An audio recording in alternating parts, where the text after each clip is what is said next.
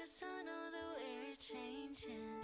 Hold tight, inside we're changing. But I will be forever young in your arms. Tell the story about you and me, About our love, she gon' love you like summer 15.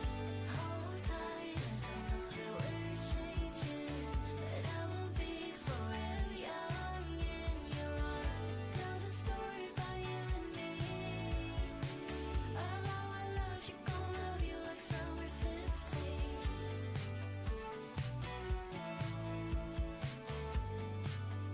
Gon' love you like summer 15.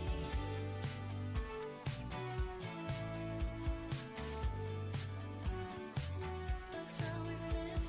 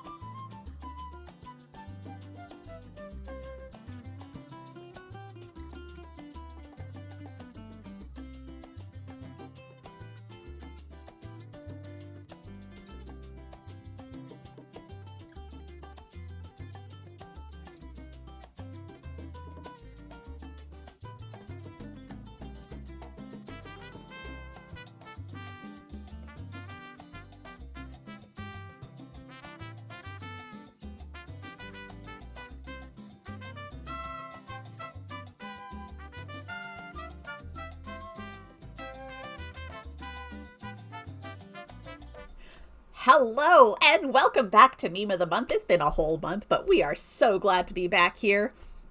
We have some new faces, which is so exciting, and we have some familiar faces, which is also very exciting. I'm very excited to see this crew playing today. This is going to be a Delta Green system, which is one that we've done a couple of times, but if you're not familiar with it, we will make sure that we throw some links in the chat later so you can find out more about it. But we are going to start off by learning a little bit about our players and who they are as themselves before you get to learn about them as their characters. So first up, we have Gerundu. Hi, I'm Gerundu. You may remember me from such majestic goose podcasts as Shitty Cowboys, in which I play Jambalaya Pendergrass and roll for weird. Now, let me just switch gears and go back into Silas Lancaster, where I play Silas Lancaster, and also in Storytime with Silas, in which I play Silas Lancaster, and a bunch of ancillary other things that I've done in and around the network, and also on No Return, which we will hear more from later. All right. Rebecca. Yep, that was it for me. Hello, I'm Rebecca, and I have been here before, and I'm here now. So I am mostly on every platform as Mom Clancy, but for content that's semi-consistent, that's TikTok on Mimic for Hire for D&D stuff, and then Sire for Hire for Vampire the Masquerade stuff. And if you want to see actual play stuff, that'd be YouTube under Sanguine Wizard. We have a couple APs on there, an Anarch fledgling playthrough of Fall of London, which is fun, a Call of Cthulhu inspired ancillary run through of a Dusk Town, and coming up before the end of the year, you'll see the new game that we are starting, which is Denmark by Night. So that's where you'll find me on YouTube. And then, of course, Alondra. Hello, my name is Alondra Heilman, aka Lady Bedivere. Many of you see me far more often than you'd probably like here on Meme of the Month. You can also find me regularly on the Quests and Chaos Network at Quests and Chaos. I'm also becoming increasingly more frequent at Miskatonic Playhouse, which is where I was earlier today, and occasionally even on Tanarin's channel, Vanna Loswin, on the Wednesday night cyberpunk game Midnight in the Garden of Chrome and Fog. You can find me on all socials at Lady Bedivere if for some reason you want more of my TTRPG BS. Lovely. And Kier. Hello, everybody. I'm Kia Joe, coming to you live from my son's wardrobe. This is my first stream that I've ever done, so first live performance. But I have done a couple of actual plays before. I've done Cut from the Chronicles, which was a Pathfinder game, Fate Adea, which is a D&D game, and I'm in a program that's going to release sometime next year called Wayfair using Call of Cthulhu. But as promised by Gerundu, I will talk about my own show, which is No Return, which is a fantasy fiction audio drama sprawling cinematic universe of absolute insanity. And yeah, check it out. It's good crack. Lovely. And Tiana. Hello, I'm Tiana Wren. I'm kind of all over the place. I'm here in Majestic Goose Network as Missy Charlotte Palladino in Roll for Weird. I am in what we just wrapped up with Crits and Knits as Isolde Argreen. I also have a Lauren Pour that Adam currently has in the can that should be coming out relatively soon, I hope. Stares at these Dewey's.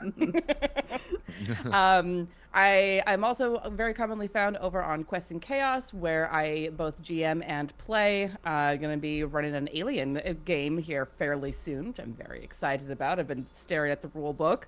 But I'm most commonly found over on my channel, Vanna Loswin, where I am playing in a D&D game on Tuesdays and in a Cyberpunk Cities Without Number game on Wednesdays that Alondra referenced. I also drag Alondra along periodically in Baldur's Gate 3 because she knows the game very well and I don't.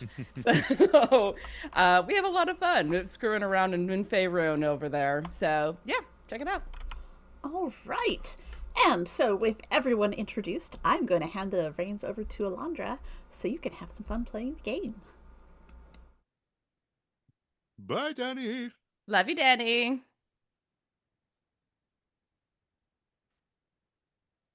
Teenagers sneaking into a graveyard at midnight would hardly be a reason to call in a team of specialists.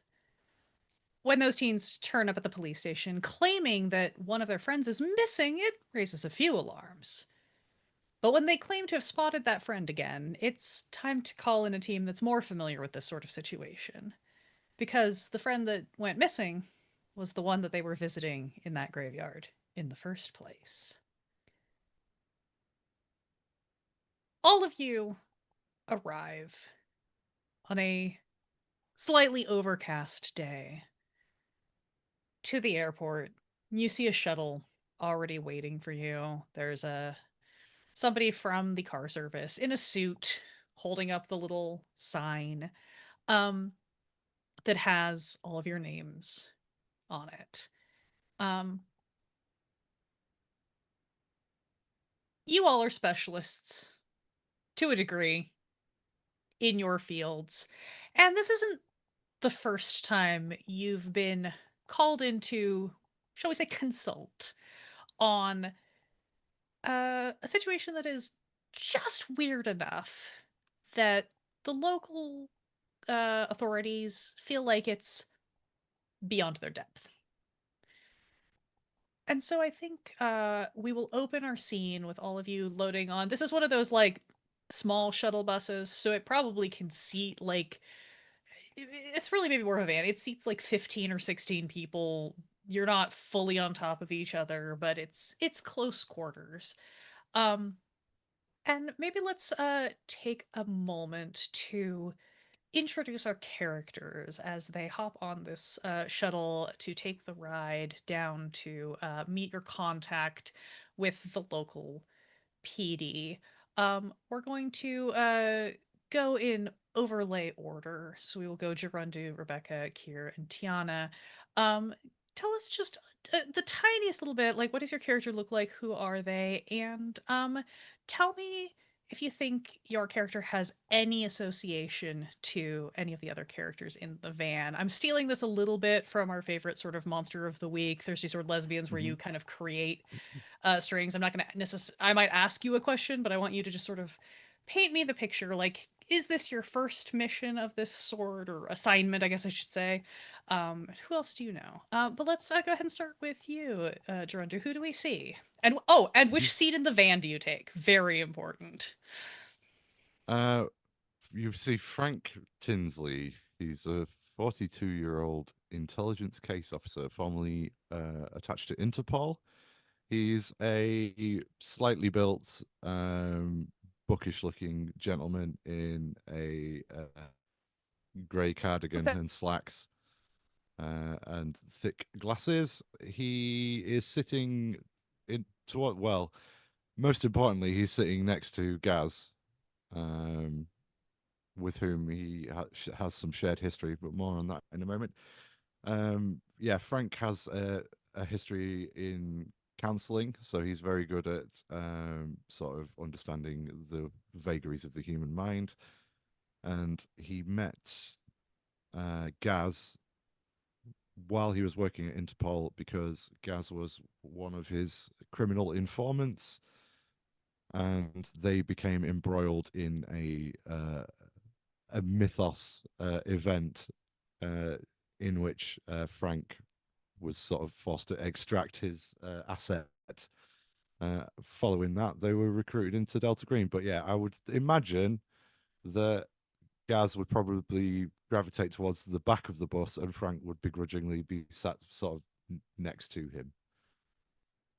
We'll say then that you have taken the back bench. This is 3 kind of benches worth, and then there's like the driver's seat, passenger seat up in the very front. So you guys crawl into the back.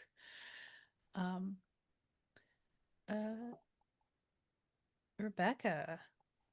Yeah, so Dr. Dahlia Dior has almost like a high and tight haircut kind of from her military days. She is a former veterinarian, now retired, and she is a big fan of cryptozoology, and hunting things that go bump in the night. Whether or not they exist, she doesn't know, but she's done some testing type things in her day. So she's now just kind of enjoying her time, helping the animals and pets of Meme Town at her animal clinic, the Bark Sabbath. And that's where she's at normally. And I think of the people here, she'd probably know Dr. Emily because they're 2 doctors, and there's probably not too many doctors in Meme Town, but they are at least 2 of them. So yeah, that is Dr. Dahlia Dior. Excellent. Kier. Yeah, so I'll be playing the part of Gaz Nuttall. Gaz has got a bucket hat on, big bright red bucket hat with the Liverpool Football Club logo on the front, big white t-shirt with a big smiley face, big yellow smiley face on it, some cargo pants and some boots. He does have a whistle hanging from his neck. And some glow sticks permanently in his hands. He looks pretty old and haggard. He looks like he probably has partied a little too hard for a little too long, but he does have a sort of buoyant and boyish looking face full of smiles, and is sitting at the back with Frank, his foot tapping. In terms of a little bit of background for him, he was a journeyman burglar, occasional security consultant for illicit warehouse parties. But as you've already been sort of introduced to, he stumbled into a Mythos event when he was working with Frank, and basically now has been contracted by Delta Green. Although I'm fairly sure that his file has something written on it akin to provisional clearance, do not issue automatic weapons, or something of that nature. No, it's not a bong, Gaz. Very, very good. And lastly, Tiana. So Dr. Emily Perlmutter, where did Dahlia sit? Where did she what? Where Dahlia sit in the van? Oh, what is taken? So Frank is where? Very back. Frank and Gaz are at the back, yeah. Oh, I think she would drive or be passenger. You cannot drive. There is a driver. Yeah, I will yeah. So say, since you are local, probably you did not come in off the plane. I would say, Frank and Gaz came in on the plane. Emily, sorry to interrupt. You could decide if you are coming in from elsewhere if you're local. Dahlia, since you are local, you probably drove and parked in the long-term parking with a special parking pass, and mhm. then met this van that is taking you to your outside of Meme Town location. Yeah, I think that Dr. Emily has. She is a medical examiner and she works for the county that Meme Town is in. So she actually works about a town over generally. But when weird stuff comes knocking, she goes pretty much wherever the work calls. And you know, she's run across Dr. Dahlia a couple of times because we're friendly. As far as she's about 5'1", kind of skinny built in that way of I got too invested in what I was doing and forgot to eat kind of way. And tosses a couple of large duffels into the back before climbing in. She'll sit with an empty bench between where Frank and Gaz are, specifically where Gaz is, and the and where she is. So she's right behind the drivers. Um, as far as her background, she always knew she wanted to be in the medical field, but her people skills are bad. So she deals with people who won't talk back. A different set of notes in your file. Um, Yeah, and that is how she first encountered the unnatural, because when you're in the morgue at 2 a.m, weird things go bump in the night. Yeah, you don't ever want to knock on the door and have something knock back. Something that you and Dahlia probably have in common in your practices. Um, you all pile into this van, Gaz and Frank in the very back, Emily in the frontmost of the bench seats, and Dahlia maybe tries to get into the passenger seat next to the driver, notices that that door is locked. And the driver kind of glances at you and kind of glances to the back and glances at you again.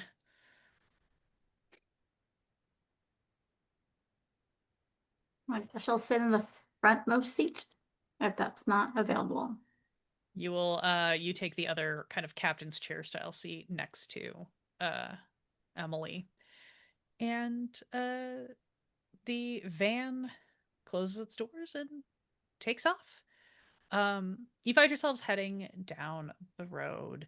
Um, kind of skirting along the edge of Meme Town as you leave the airport. The airport is too large to be in Meme Town proper, so it's kind of set right outside it. And you find yourselves going up sort of like little ways up the highway and then turning off onto a backcountry road. Those of you who are local to this area know that you are, seems like you are headed into the unincorporated territories of Loose Media County, the county in which Meme Town exists. We're starting the lore off early tonight, friends. Um, Oh, the GPS is saying we're halfway to Shitpost City. uh, the driver leans over and taps the GPS and goes, "Yeah, sure does." Um, you drive for a little while. You start heading down this kind of country road. You're heading into what one might consider the back country. This is not toward the hills where the giant lives, or over the hills where strange mythical creatures hold Valentine's orgies around the holidays. This is headed up into a deeper, spookier part of the countryside. Once you've made yourselves a fair way off the highway on this road, um, the driver speaks up again and goes, "Right, so you're from the Triangle?" Yep. All right. Um, I don't have any briefings for you. I was just told to pick you up and make sure you are who you say you are. Everybody matched the descriptions I got. Gonna drop you off at the county sheriff's office. You're going to meet a Lieutenant Andrew Miranda, and he's going to brief you. He is local. He's not a member, but he's a friendly. Knows who you all are. Knows that you're coming. I think he's the one who called for you. Oh. And the internet strikes! We thought have it might at some invoked- point. We've invoked the old ones too soon. Does that mean he's fallen to sleep, does it? We're gonna hold on for just a moment to see if we can get your undo back.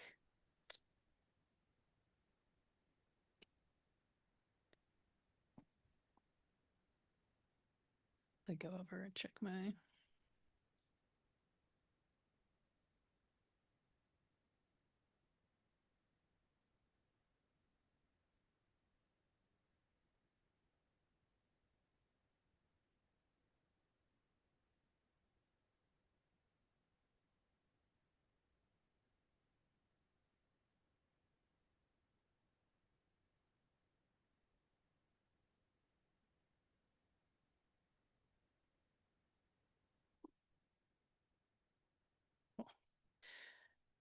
All right. Aha! Perhaps the noble return. I'm sorry about that. Sometimes I just have these fainting spells. Yes, canonically narcoleptic as of 30 seconds ago. Um, Frank, wake up! Oh, Wake up, Frank! Oh. oh, it was a Oh, I very thi- long flight, to be fair. So, the I think I had one of your pills. Sorry about that.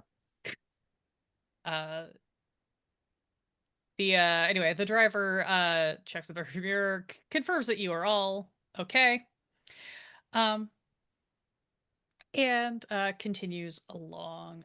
This driver does not seem to be particularly chatty, so unless you want to try to ask questions, they're probably just gonna drive in general silence as they take you up into the hills.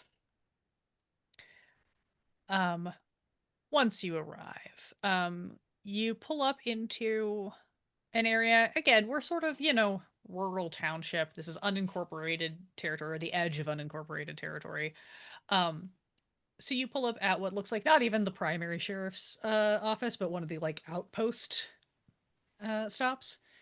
Driver pulls into a tiny little 4-slot parking lot outside a well-kept but old building that has some signage in the windows, but not on the overhang. Clearly was set up to maybe be temporary and has continued to be maybe temporary for 30, 40 years.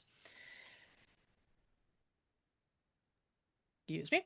And driver pops out, opens up the side doors, helps you get out any luggage you might have brought with you. I'm assuming most of you probably rolled in with your bare minimum gear. You were told to show up ready to go, but this is not something with a full rollout list. It's you've got your medical kit, you've got your carry-on bags. Driver helps you out, gives you all a nod, hops in the van, and drives it around to the back of the building. You pop inside, you see that there is a middle-aged woman sitting at a reception desk, doing some paperwork. She glances up, just does a full, very long, holding eye contact in an eerie way scan at all of you, and then looks back down to her paper and jerks a thumb and goes, "Sit in the back."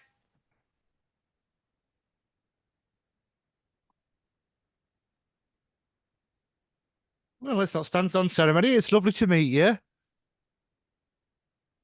I'm Frank Tinsley. This is Gaz. Nice to meet you, love.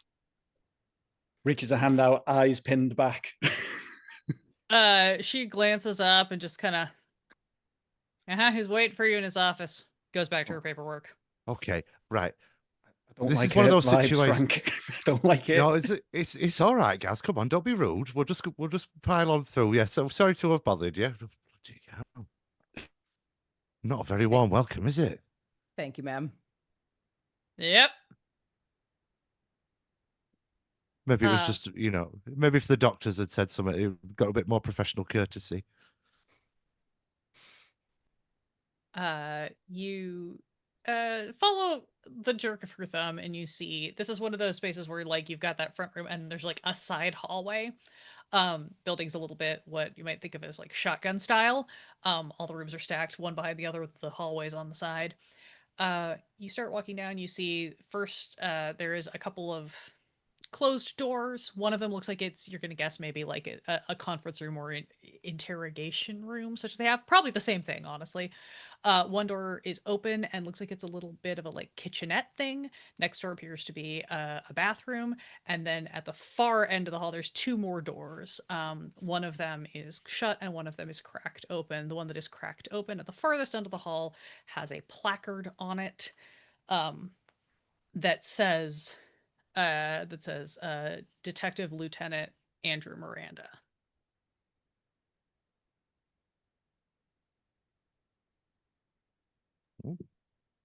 We'll knock and enter, I suppose. Just walk Yeah. right on in.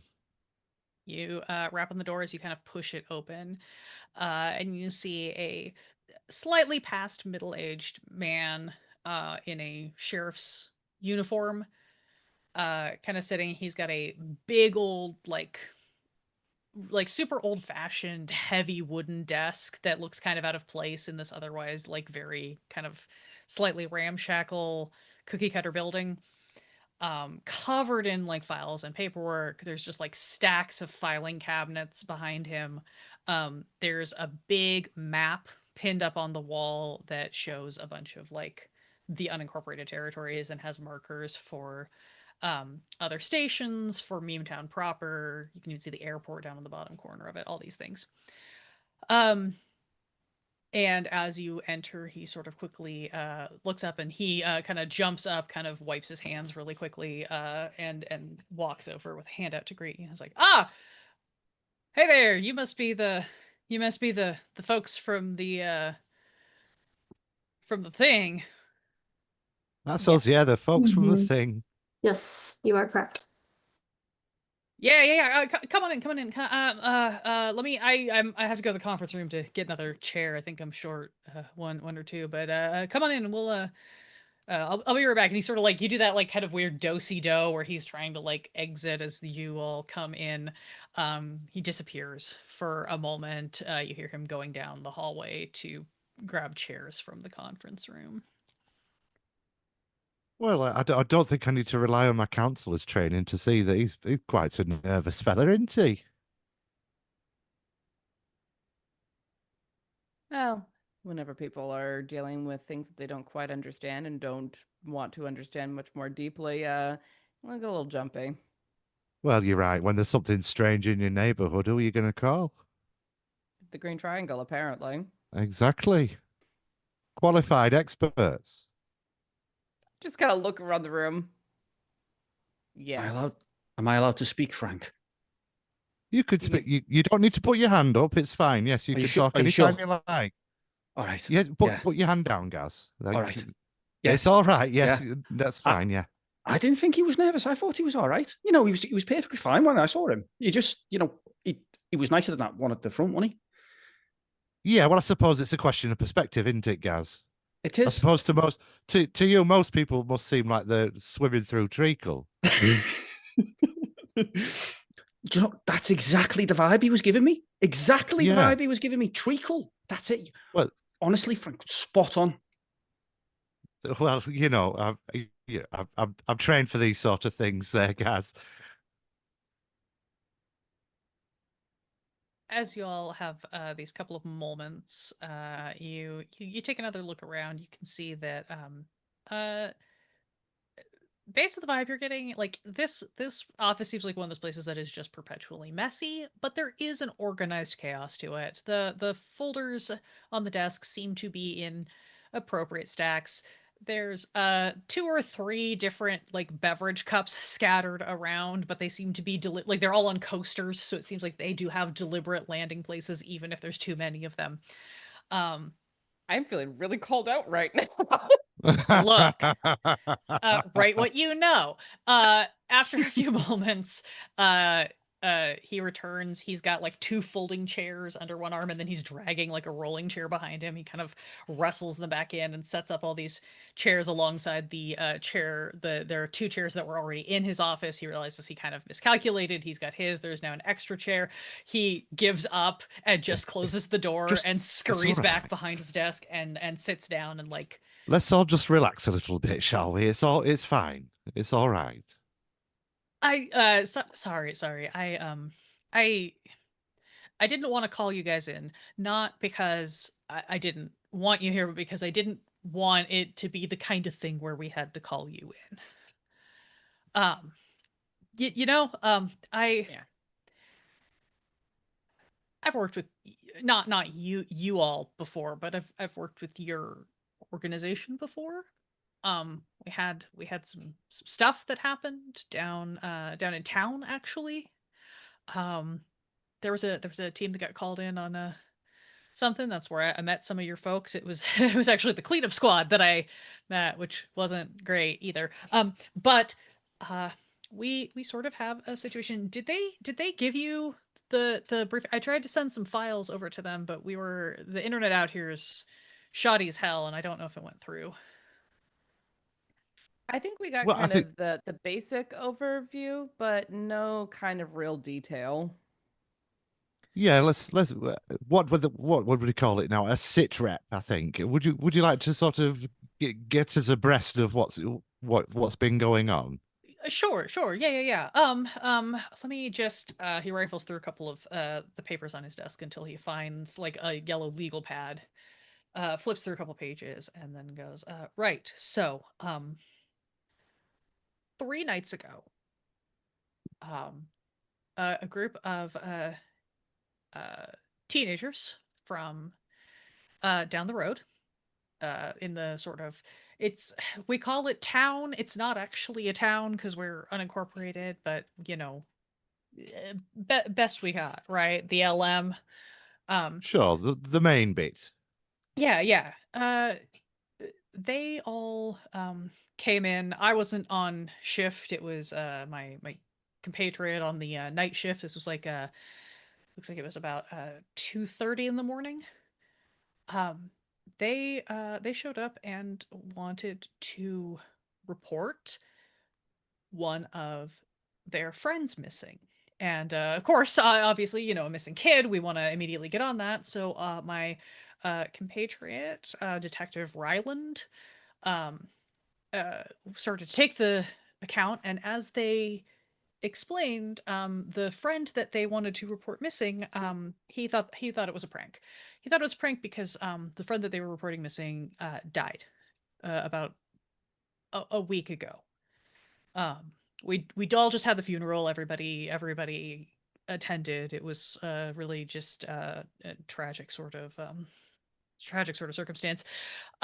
So he figured maybe they were grieving. They confessed that they had slipped out to the graveyard. It's up on the other side of the hill. We've got old county graveyard that's still in use for the folks around here. Nobody sends folks out here anymore. It's just the locals that want to stay close to their folk, right? So he listened, he took the account, and then he, very gently sent them all home. Figured it was put the report in the file, put a post-it on it that said, I think they're having a hard time. They're sneaking around in the graveyard. They probably spooked themselves. Maybe they're having some issues with the grieving. And then 2 nights ago, the next night, they came back and said they wanted to retract the missing persons report. And again, this was like 2 in the morning or something. So he pulled up the file, and then we're trying to humor them. We're trying to help these kids process a really huge tragedy. And he asked why they wanted to retract the report, and they said they found him. And it was that's that felt kind of weird. He figured that maybe they were going to fess up to it being a prank or just a. No, they were very insistent that they found him and everything was fine now, and he shouldn't file anything on it, and they would try not to bother him again, and they were sorry for trespassing, and then they left.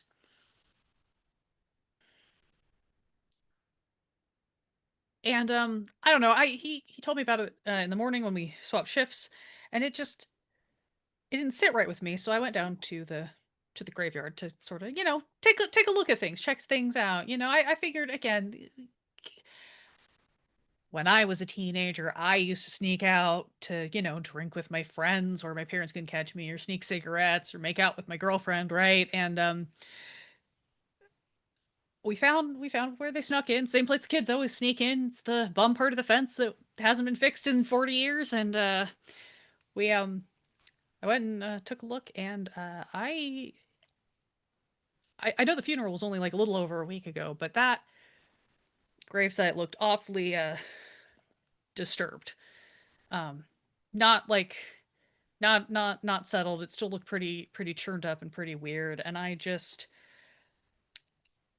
these kids don't strike me as the kind of kids that would be like, I don't know, like getting into that kind of stuff. They're all good kids, A couple of them are a little bit weird, but I think that comes with growing up out here in the middle of nowhere. So I did a little bit more digging and looking around, and I my niece, right? She's real big on the social media. So she's showed me how to, look up the kids on Facebook. I just wanted to kind of see if any of them were showing me, and there was like a photo of them. It was real dark. I think they took it in the graveyard because it was kind of like silhouettes against the moon, sort of thing. Very, very. Maybe it was like a cool, edgy thing for. My niece talks about Instagram a lot and how you have to like curate your feed. I don't know what that means, but I'm assuming it's a social thing. But there were 5 of them in the photo, and it just I don't know. It just gave me the willies, and this feels really stupid now that I'm explaining it to you all. But at the time, it felt like the sort of thing that I needed some backup on, because that doesn't seem normal, right? I'm really sorry. I feel like maybe this was a waste of your time. Maybe I called you all out here for nothing. I don't know. Look, honestly, mate, like reality is just a bad remix of the original vibe. So, like, we're here to check it out. Sorry, Frank. Sorry. What are you sorry for? You're Just- allowed to have an opinion, Gaz. All right. It's just, I reckon it's a zombie. That's all. Your thoughts and feelings are valid. Appreciate that, Frank. That's all right. That's all right, Gaz. When you just Never say, apologize for being yourself. when you just say it's a zombie, you see Lieutenant Miranda's eyes just get huge. Well, let's not jump to any hasty conclusions, Gaz? But that's a sound hypothesis you've formulated there. But do you really think it could be? Does that actually I sound like mean, it could be a thing? Is that a thing? Is that a thing that happens? I didn't want to say it because I thought people were going to think I was crazy, because that sounds like a crazy thing to say out loud. I am a member of law enforcement, and I don't, but that's what I thought too. Could Well, be like it could be anything, Yes. really, couldn't it? Could be anything. Yes. But also, I well- think it's a zombie. Just that's what I think. As I said, let's not jump to any hasty conclusions. We don't jump to any conclusions, but I've seen, let's say, a couple things along those lines that could be reasonably called zombies. So I mean, it could. I mean, admittedly, this isn't strictly my field of expertise, but it could just, rather than be a supernatural entity, it could just be a twisted pervert. it's true. We do have an old man Jenkins. We are in unincorporated territory out in the middle of It's nowhere. We all- do have it- our Do requisite you know what? old It's man always Jenkins. an old man Jenkins. I Invariably, all the case studies. I haven't Jenkins, talked Jenkins, to him. Jenkins. I haven't talked to him yet, but you're welcome to. I will give you his address. You should probably go check it with him just in case. I wonder if it's Normally, a genetic thing. I mean, he does own the grounds upon which the abandoned carnival remnants sit. So Of I just always course. assumed he was trying to convince No, kids to that- come I- there in the middle of the night so that he I could was like going wank to off or say- something. Yeah, I do recall there was a business with the Great Dane as well. Oh yeah, the black dog that runs through the He would have Kills gotten at away with night in it the if it weren't fog? for those. Yeah, and would have got away clean away with it if it weren't for those meddling kids, Oh, as I oh. recall. I did have a cousin who dealt with one of those, but that was a few townships over. Maybe it's the same thing. I don't know. Anyway, you're right. Well, we Case shouldn't studies. Yeah. spend all day talking shop. The point is, weird things happen, and as Frank has been saying to Gaz, trust your instincts. They're built from years of the law enforcement. Sometimes you can't put your finger on why something's wrong, but you just kind of know. Oh yeah, I wouldn't be taking any picnics in the graveyard for the foreseeable future. No. I wouldn't either. They're technically banned. Again, we've got very Oh, local distinctly marked ordinances. visiting hours, Yeah. from 1 to 5, weather permitting. But again, it's always kind of been a rite of passage that the local kids go and hang out in the graveyard. Oh So well. we don't, Yeah. as long Yeah. as they're not vandalizing things or causing problems, we generally just sort of let it be. Kids need their outlet to Yeah. do their weird, their Well, weird. opening hours being 1 to 5. Sometimes you just need a good night cried. It wouldn't be fair to punish people for that, would Well, it? like, Really? yeah, my teenage years were some of the hardest years of my life. Kids gotta have some space to, process and get into like the kind of trouble that's not real trouble as they're figuring things out. Well, So, just pushing like, boundaries. Absolutely. Yeah. yeah, It would be quite extreme boundary pushing for them to be digging up their friends and that's a little where my concern was laying. Was yeah, that seems a yeah. little That's too much. reasonable. Yeah, yeah, and I bet that made you feel quite anxious, didn't it? Oh, here I am. Sorry, I shouldn't be counselling you. I'm here for investigating zombies. Anyway, no, not that. Don't jump into any hasty conclusions. Mm, We'll just. Well, thank you. That's been very informative, Sheriff. I think. Was there anything else anybody else wanted to know? Yeah, if yeah, we could get some information on the young folks. I'm also curious why you referred to a couple of them as it was weird, outside of like the normal oh, teenage. I mean, these kids, they're just they've all grown up together. We've all known them since they were kiddos, and they've always been kind of just into strange stuff occasionally. Not nothing bad, but just they're teenagers. They're experimenting in those teenage ways. And I don't know. A couple of them are the Bakers weren't originally from around here. They moved in when the kids were little. Um, and the rest of them are all kind of from the area. But lately they've just, I don't know, they do that thing where they're just like always together. And it was always the 5 of them. I think that's too. It's maybe it's not that they're being weird. Maybe it's that we're collectively projecting onto them because we're so used to it being all 5 of them, and now that poor JJ's gone, it's well, we're all having to adapt, right? JJ, male, female, non-binary. Male. Mm. Went by JJ. I think it was Juan something, uh Hispanic family. Been around for ages. I think probably folks or grandfolks came in to do farm work and then just settled down. But yeah, it's here. I'll let me pull, and he like pulls a sheet off a legal pad and writes down some names and addresses. And the names that he gives you are Ford Baker, Carrie Roberts, Brenda Kahn, and Harv Poe. And then they all have addresses. And then the last name that he puts on the list is JJ, like the initials, letter J, JJ Munoz.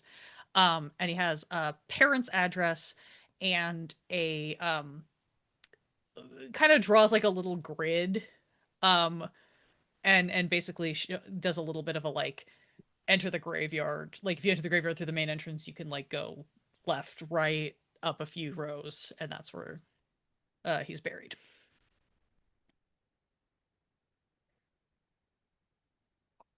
Sorry if this is insensitive. What did he die of? Um, Not entirely sure. They're still waiting for pathology reports to come back. Got real sick all of a sudden. Sick for a couple of days and then suddenly collapsed rushed him to the hospital down in Memetown. Passed away in hours. Still waiting on the pathology. You could talk to Dr. Gibson. She was the primary physician around here, treated him most of his life.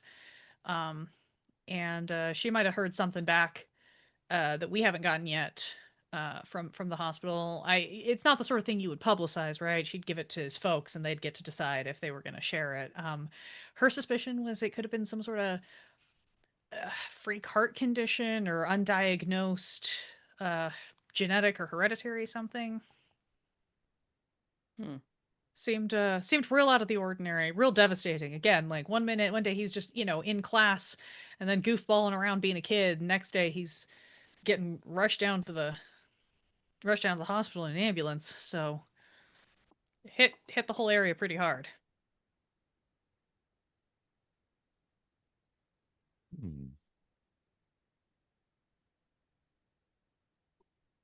Gonna glance around at the rest of the crew to see if anyone else has questions. Nothing else is occurring. Anybody else want to have a picnic? Well, let's get to the bottom of this first, Gaz, and then we can have a lovely picnic. Perhaps not in the graveyard, but I'm sure we'll find somewhere lovely and scenic for a sandwich and a Scotch egg. If you're looking for hoagies or something, you should stop by Val's. That's the general store. They make the best sandwiches in town. Oh, well, thank you very much. They also That's kind of very make the only helpful. sandwiches in town because we kind of just have the one general store. For anything else, you gotta go down the road to Memetown. Sounds amazing. Thank you for the tip. Of course. Will it be all right with all these chairs? Oh yeah, no. I'll get Mavis to help me move them if I need them moved. It'll be fine. She Okay. loves helping me rearrange the furniture. She seemed the sort of, she's just in a great hurry to be helpful. Oh yeah, no, best assistant we've ever had, best receptionist, real detail focused, best paperwork I've ever had filled Oh, out. much like the sandwiches are the best in the town, yeah? Yeah. Oh, How'd you know? Yeah. Oh, I have an uncanny sixth sense for these sort of things. I'm really glad we called you in. I really get the sense that you just have a keen eye for this sort of stuff. I think you're going to really spot some things that we missed. Oh, we're right on top of it. Don't you worry. Thank you for having Anyway, giving us information. Giraffe for a bit. Aye. He waves. You all can arrange yourselves around the chairs to make your way out of his office. You head up the hallway.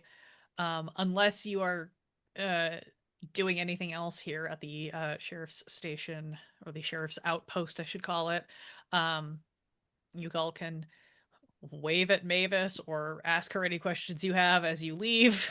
She is still sitting at the front desk doing paperwork.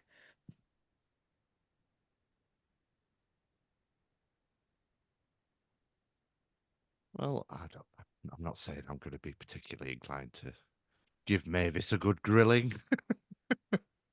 I suspect The fella in there did say that she's really helpful, though, Frank. she might grill you right back. Yeah. Not in the mood for barbecue today. No, we've got to press on. But have a lovely day, Mavis. You too. Make sure you're Okay. inside after dark. I always am. I've got to get me bed and bath by 9, otherwise I'm in no state to take on the day the next. Have you ever? No, sorry, look at me harping on. I'm Do you so need- sorry. Do you need stay-in accommodations? I can call the hotel and tell them 4 are coming. It's not really a hotel. It's a Motel 5.5, but they've got empty rooms. Oh well, That thank might- you very much. That might be helpful. Why not be out after dark? Because of the zombie. That's when shit gets you. She like looks up. This is the first time she's looked up since that initial glance. As he said that, she just like points at Gaz and goes, "Shit gets you after dark." Ain't your mama never tell you stay home after dark? No. No, that's when I do most of my work. Mm-hmm. When the best raves are, honestly. Huh. Well, leave your obits in the Dropbox in case I need them for tomorrow's news. No one Oh. needs to know I'm gone. It's fine. We might as well just write redacted on a bit of paper and pop that in there, to be honest with you. Would you like one for the zombie for when that happens? You know who it is? I mean, if we do. Could drop it off when we do. Well, we could just have a kind of sort of Mad Lib situation where we write a kind of generic obit and then we can just fill in the blanks once Y'all we've... strike me as a bunch of mad libs. Why don't you get on with your business? Thank you, ma'am. Have a good one. Oh, you are a card, Mavis.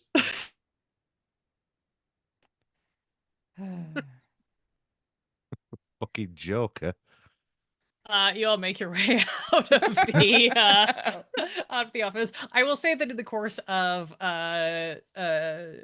Lieutenant Miranda giving you various things, you got the names and addresses of this group of teenagers that had filed the initial report. He will also give you like the very handy little, like, honestly, like, it looks like a little like town brochure. It's probably from the 80s, but clearly nothing has changed, so they haven't had to redesign or change any of it. That kind of tells you about some of the, like, it's got some like emergency numbers and amenities and whatever. You can see that there is a general store called Val's. You can see that there is the Motel 5.5.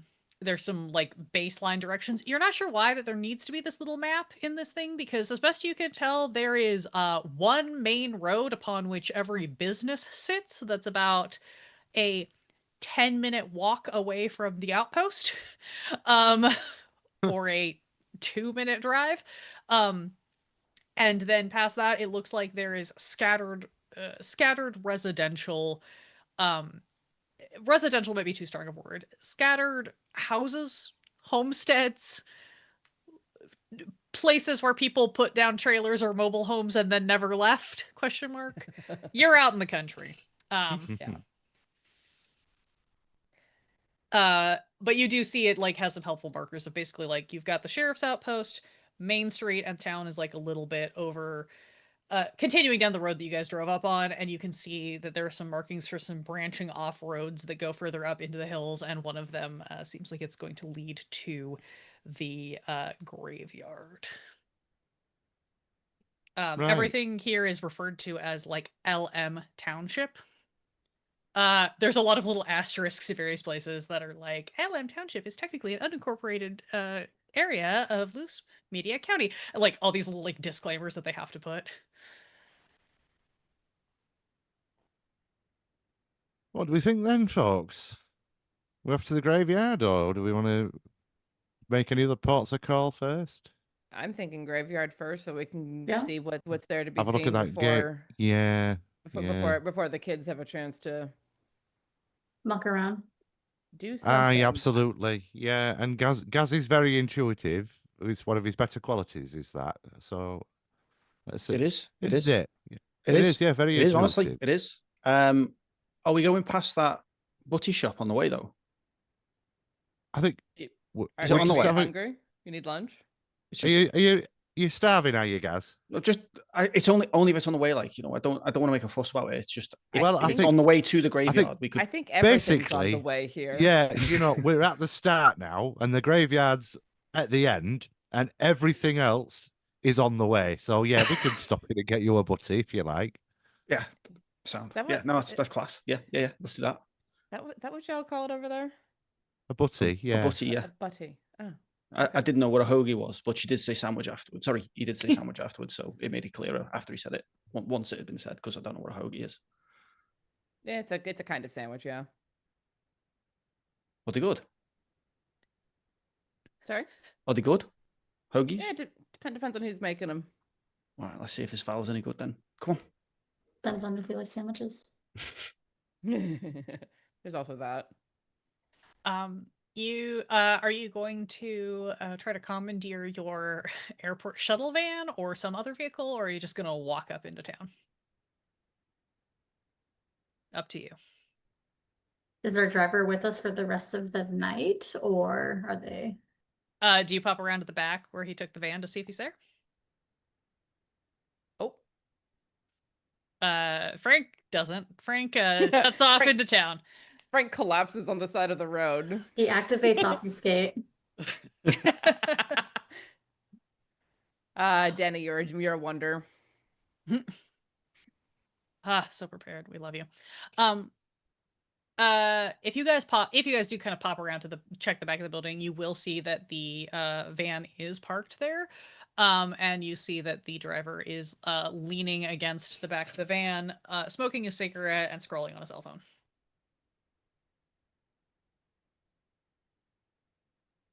I mean, having a ride isn't a bad idea, but also like, I don't want to. I don't know how amenable he is to being our personal driver for a day. What? It doesn't have to ask him. Do you want me to ask him? Like, I could just ask. Go for it. Yeah. All right. Mate. Hey, yeah. Yeah. Huh? Are you busy? Doing anything for the rest of the day, like? I mean, I'm waiting on a pickup call, but I was just wondering if you wanted to, like, because we need a driver, because I've got a duff leg, like it really hurts when I walk around, especially if it's long distances. Would you mind? We'll pay you, like. Would you mind being our driver?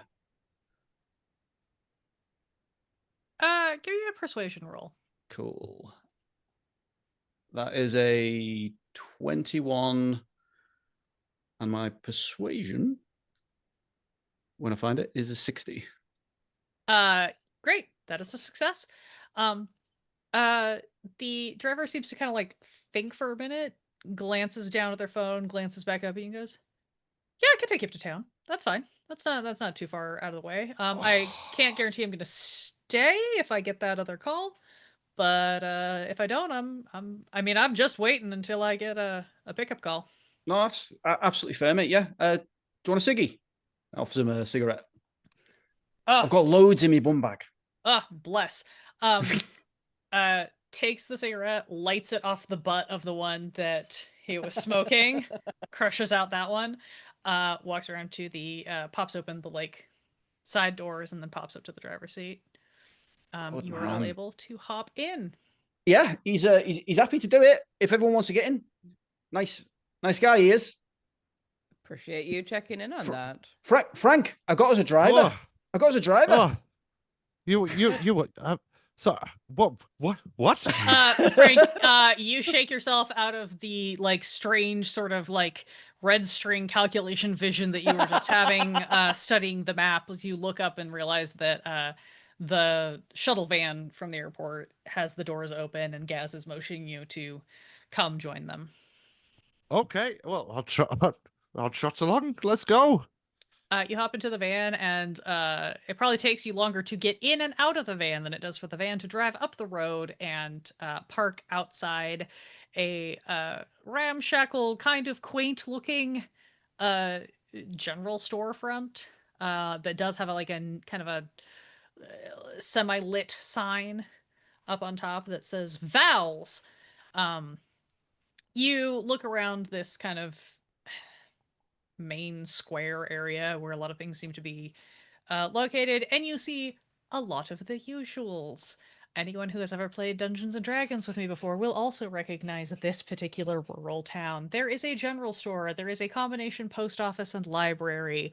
There is what looks like maybe like an auto body shop of some sort that you mostly identify. The building's pretty generic, but there's a bunch of like busted up, broken down like cars, trucks, tractors, other farm equipment that's all kind of like scattered along like and crammed into this kind of vaguely chain fence linked lot. There's a couple of other kind of generic looking shop fronts that don't have a whole lot of signage. You'd have to probably get up closer. But you're guessing they're either like weird little specialty things or they're abandoned. You do see that the general store, in addition to kind of being a general store, like has, it looks a little bit like the kind of old timey place you would see in the West, actually, because it's got like a Mm-mm. covered porch. And on the covered porch, there's a bunch of like buckets and stands where like fresh produce has been arranged, um, and things like that. So some very baseline amenities available. Oh, down at the far end of things, you do see something that clearly has a like red cross, like a neon red cross out front that seems to be some sort of like clinic. Mm. Um, we are talking very rural area, like you have all of your basics here, but nothing beyond basics. Gaz will pop his head back out the door to the driver. Sorry, mate, I didn't even ask your name. I'm getting a hoagie, I think they call it. What do you recommend? Do you want anything? Oh, wow. Thanks for asking. I am cool. I brought my lunch. My name is Phoenix. Phoenix. Oh, from the ashes. Oh, mate, that's such a class Yeah. name. That is such a good name. So you don't want a butty, no? No, I'm great. Thank you. If I had to recommend, I would say you should try probably a local delicacy. How are you with a meatball sub? Yeah. That's like the local delicacy. That's like the proper local stuff. It is a very American sandwich. Oh, all right And then. last time I checked, we were still in America. That could have changed. Sometimes, I don't know if you've ever been to one of those places that seems to constantly exist in different locations. Sometimes I feel like I'm in a little bit of a like time warp vortex and I'm in multiple countries at once. That might just be I've the felt like that meds. since 2001, honestly. No, it's real. It might just be my meds. They do sometimes do weird Yeah, things to me. it But is no, for Gaz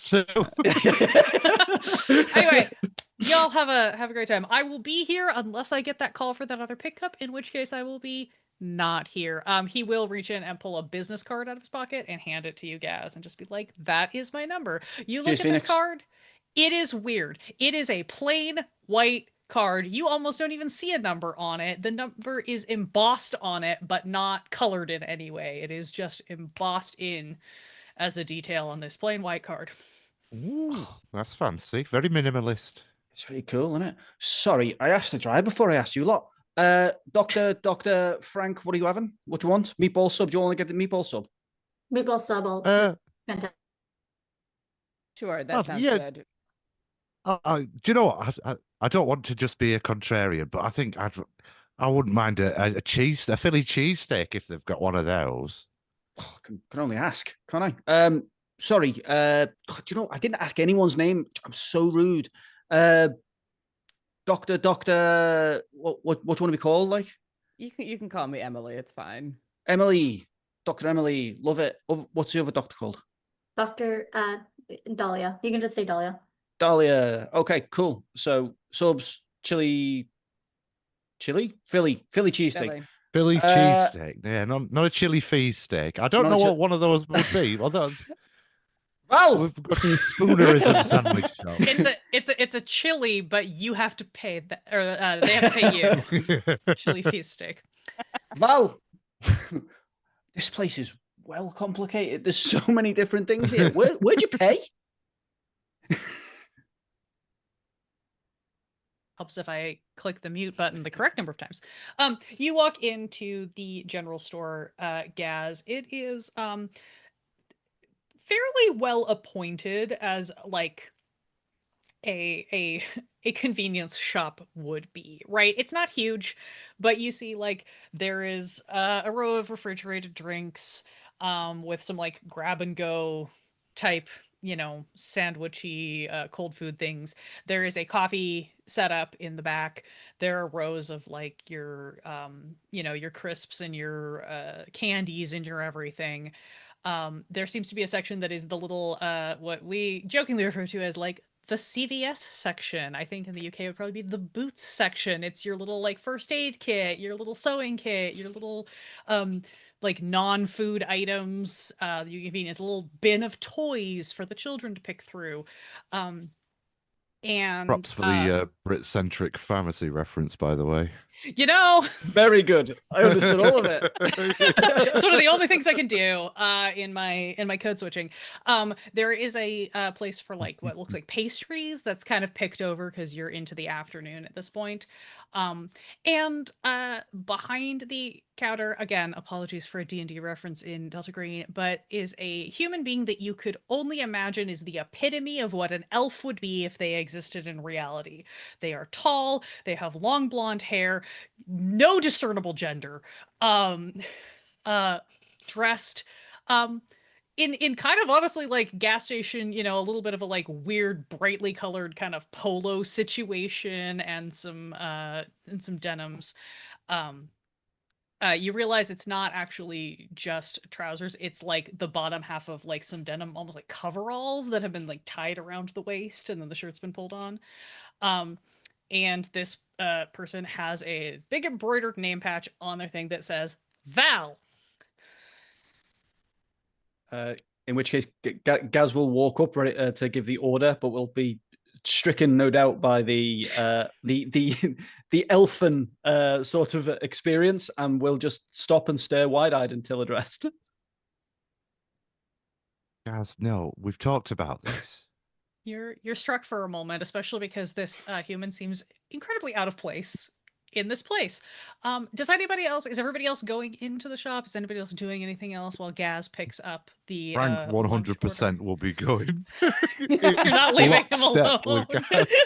Glorified babysitter is the job description. Yes. Yeah. The other handler. Yeah. Doctor.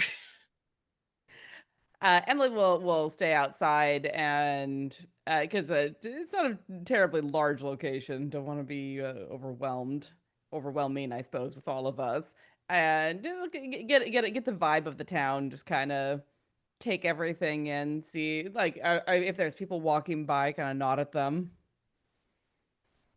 There are some folks around. It seems like it is around that like lunchtime, late lunchtime. So there is some activity. You see, there's a couple of people that are in the post office. There seems to be somebody at the mechanics. All of the places have lights on. You're not like, again, this isn't like walking around in downtown of a larger city where you're seeing a ton of people, but there seems to be activity. There are a few cars that are not the like auto shop cars that are kind of parked out front of this general store. That seems to be the main kind of designated parking area. How do they react to people that they may not recognize in the area? There's a couple of like nods and looks, but nothing, nobody's like stopping and staring or anything like that. Go ahead Yeah. though and give me what would it be? Something in the vein of a like a notice, a spot hidden, maybe there's alertness in this system. That's what we usually use. Let's try alertness. Yeah. No, I was going, what would be the right flavor of this? I think alertness is probably. That is a 29 out of 40. 29 out of 40. The one, for all of your lack of human, because you're more used to dealing with people after they have shuffled off this mortal coil, you do have just enough exposure to the unnatural to have that kind of sense of what one might only call getting the willies. And you get a little bit of that. Chance to be a fine thing. You do just get the tiniest little bit of that, as you almost feel like you're being watched. And as you kind of take a look around, probably with enough self-awareness to be kind of casual about it, you look around and you do see that kind of down toward the end of the street, where there's more of like a little, calling it a park would be generous. There's an empty lot that has a couple of has some plastic tables and chairs that have been tossed into it to make it a sort of like, maybe a seating area, places where people can go sit outside to grab their lunch or whatever. Despite the fact that this day is kind of overcast and a little bit gloomy, you look over and you see a table at which 4 teenagers are sitting, and they are all staring at you. And they're not really trying to, they're not fully head on swivel, but they're not necessarily trying to hide it. Right? They don't all look away when you glance their direction or something. They're just all kind of cautiously watching. They are very crowded around this one little table. It looks like it is a table intended for two, but all four of them are kind of pulled up and clustered around it. Sure. Uh, two mask presenting, two femme presenting. I'll give them a little wave. One of them, who has kind of slightly scraggly hair that is creeping out of an oversized hoodie with like a metal band logo on it, like sort of gives you like the halfway, like it's like a bare acknowledgement of hand up when you wave. The other three, I'll just kind of keep looking at you, and after a moment, almost in sync, not in a like super creepy way, but just into like people who are very in tune with each other, they just all kind of turn away and turn back to their conversation. Is Dahlia out here with me, or did she go in? No, she's outside. She's vibing. She kind of knows some people though, because she's more of a local. Because she has the vet clinic. So if there's anyone who has a dog, she might know them. But otherwise, I don't think you spot any of your clients, but you definitely know that you've got there's a ranch up this way, and they've got some dogs and some cats. And if you deal with exotic animals, like if you've dealt with horses or anything, you may have come up to, or at least like do a like preliminary while they're waiting for the horse vet to come out, right? So so you're like a little bit familiar with this area.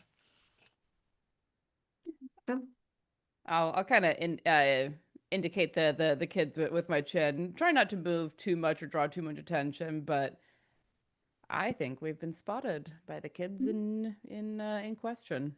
oh, should we chit chat with them before we head over to the cemetery? I was gonna say I didn't want to freak them out too much before we have a look at it, but I think they've clocked us, so it might not be a bad idea before they go scurrying into the hills, possibly literally. Would you like to wait for the others? The sandwiches shouldn't take too long. Let's go ahead and go over and chat with them, just to be on the safe side. Okay.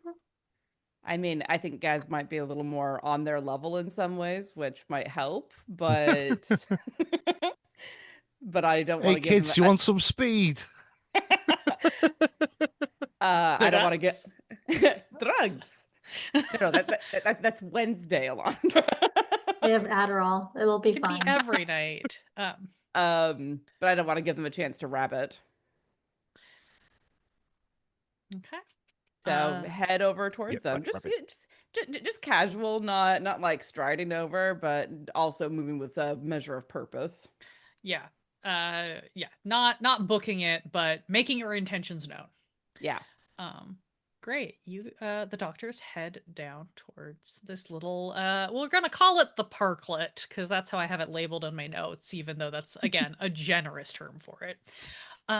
Inside Val's, as you are standing stricken before the angular blonde glory of Val themselves.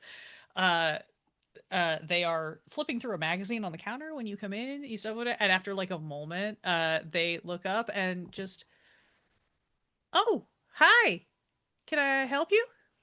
Hello. Yeah. Yeah, you all right there? Yeah. Come on. Just bear with him a minute, love. Sorry. It's all right, Gaz. Come on. Oh, You know what to do. We're going to have some sandwiches, weren't we? that was it. Yeah. Yeah. Val. Yeah. What can I get for you? Can I have 3 meatball subs and a Philly cheesesteak sandwich? Yeah, please? yeah, sure thing. You want all those warmed up? I assume. Never heard of someone having a cold Philly cheesesteak. This is the first time for everything. Oh, yeah. Yes, please. Yeah. Yeah, I think that's how you have them. Yeah. Right, That's yeah. right. Coming right up. Well- If you want, it's well it's a lunch hour. So if you want the meal deal, you can pick up any sodas out of that first fridge there, and a bag of. It'd be chips, crisps, anything in the potato vein in the middle aisle. Oh, that's lovely. Oh, you've been learning how to talk proper English. I'm only Yeah. joking. I'm only joking. I'm just No, pulling your I leg. did a semester abroad. It was a real fun time. So Oh, that's lovely. Oh well, thank you very much for that, Val. Yes, we'll have a can of pop and some crisps. Thank you. You got Dr. Yeah. Have you got Dr. Pepper? Should, yeah, just check that front one. If we're out, I'll check the back. Hey, Frank, did you know it's actually almond flavor? Did you know that? Did you know that Dr. Pepper's almond flavor? Oh, I hadn't heard that one. Oh, I've it's heard crazy. I've heard cherry and I've heard licorice before, but almond makes a Almond? little It bit tastes, sense. it tastes like amaretto, doesn't it? It's like It's yeah, it's frangipan. like fizzy almond milk. That's what it's like. Yeah. It's really nice. Anyway, Frank, just a quick one. While we Yeah. go and get the pop. I beg your pardon. While we go and get the pop, I just wanted to just a quick word. Val Okay. like vanishes back to a deli counter and starts making the sandwiches. Frank's it- just like, yeah. You, Yes, mate. you know, sometimes it's like, I'm tuned into the frequency, like. Yeah, that's right. You resonate on the universal harmonic. I know. Yeah. Was Val just looks? Can you What? see it? Can I see Val, the lady? Yeah. Sorry, not the person. I'm not presuming the person that I was just talking to. Then, yeah, Yeah, yeah. probably. I'm just gonna go get a Dr. Pepper, then maybe ask her questions or something, because I just get a vibe from her, Okay. Yeah. Is that what you would? Is that what you wanted to get at? All right, mate. Yeah. I'm just gonna go and get some almond milk, fizzy almond milk. Yeah. Sounds like a very good idea. Yeah. All right. See you in a minute, then, Frank. Well done, mate. You all go to collect your various meal deal accoutrement while you wait for your sandwiches. We love a meal deal. What could be more American? I didn't realize this was going to be like cultural differences, the double stream day for me, but it is. This is my character blast game too, but very different. I was English in that one. For you. Indeed. We cut back to the doctors as they approach this huddled mass of teenage angst. As you all approach, somebody presumably must notice that you guys are coming, because there is this sudden kind of collective shift as everyone's sort of like, they were all kind of like hunched over around the table, like talking to each other. And as you approach, there is just this little, like, everybody just kind of like simultaneously sort of kicks back and like takes a more casual pose. One of them actually a couple of them probably pull out like phones and start sort of scrolling. Somebody whips out a book. So as you approach, you see there are these 4 teenagers. There is a like tall, slender black kid. He probably looks like he's a basketball player or something. There is a gal with very like masses of like kind of like dark curly hair that is like styled so on point. She is dressed a little more fashionably and definitely like should be wearing more of a sweater for the weather, but is not because it would ruin the fit. There is a young woman, looks like she is probably of Indian extraction. She pulls out a book, has on a hoodie, pulls a full book out of the hoodie pocket and like flips it open to the bookmark page. And then there is the slightly scraggly kid. You can see now a little closer, like he has kind of like the slightly stringy hair and the like beginnings of the beard coming in, but in that teenage, it's not quite there yet way. And he's got like the metal hoodie, whatever. He just sort of kicks back and like zones out. The first 2 have the cell phones. Third girl has the book. And as you approach, the very we'll say the popular vibes girl glances up from her phone and goes, hi, can we help you? Just here. I don't know. Just enjoying the town. How about y'all? Yeah, no, we're just finishing up some lunch and hoping that the weather doesn't get too gross. Looks like it's gonna rain, huh? Yeah, possibly. What you reading? Not at the book. Girl, Girl girl with with the the book. book, glances up and looks at you and flips it around, and goes, Moby Dick. Oh, have you gotten to the part where he goes on too long about white? Which one? Yes. Yeah, it's not really my thing, but it's on the school reading list for AP English, so I figured I'd get a jump start. Yeah, better to get it out of the Loving way. paragraphs. The loving paragraphs about how soft everyone's hands are.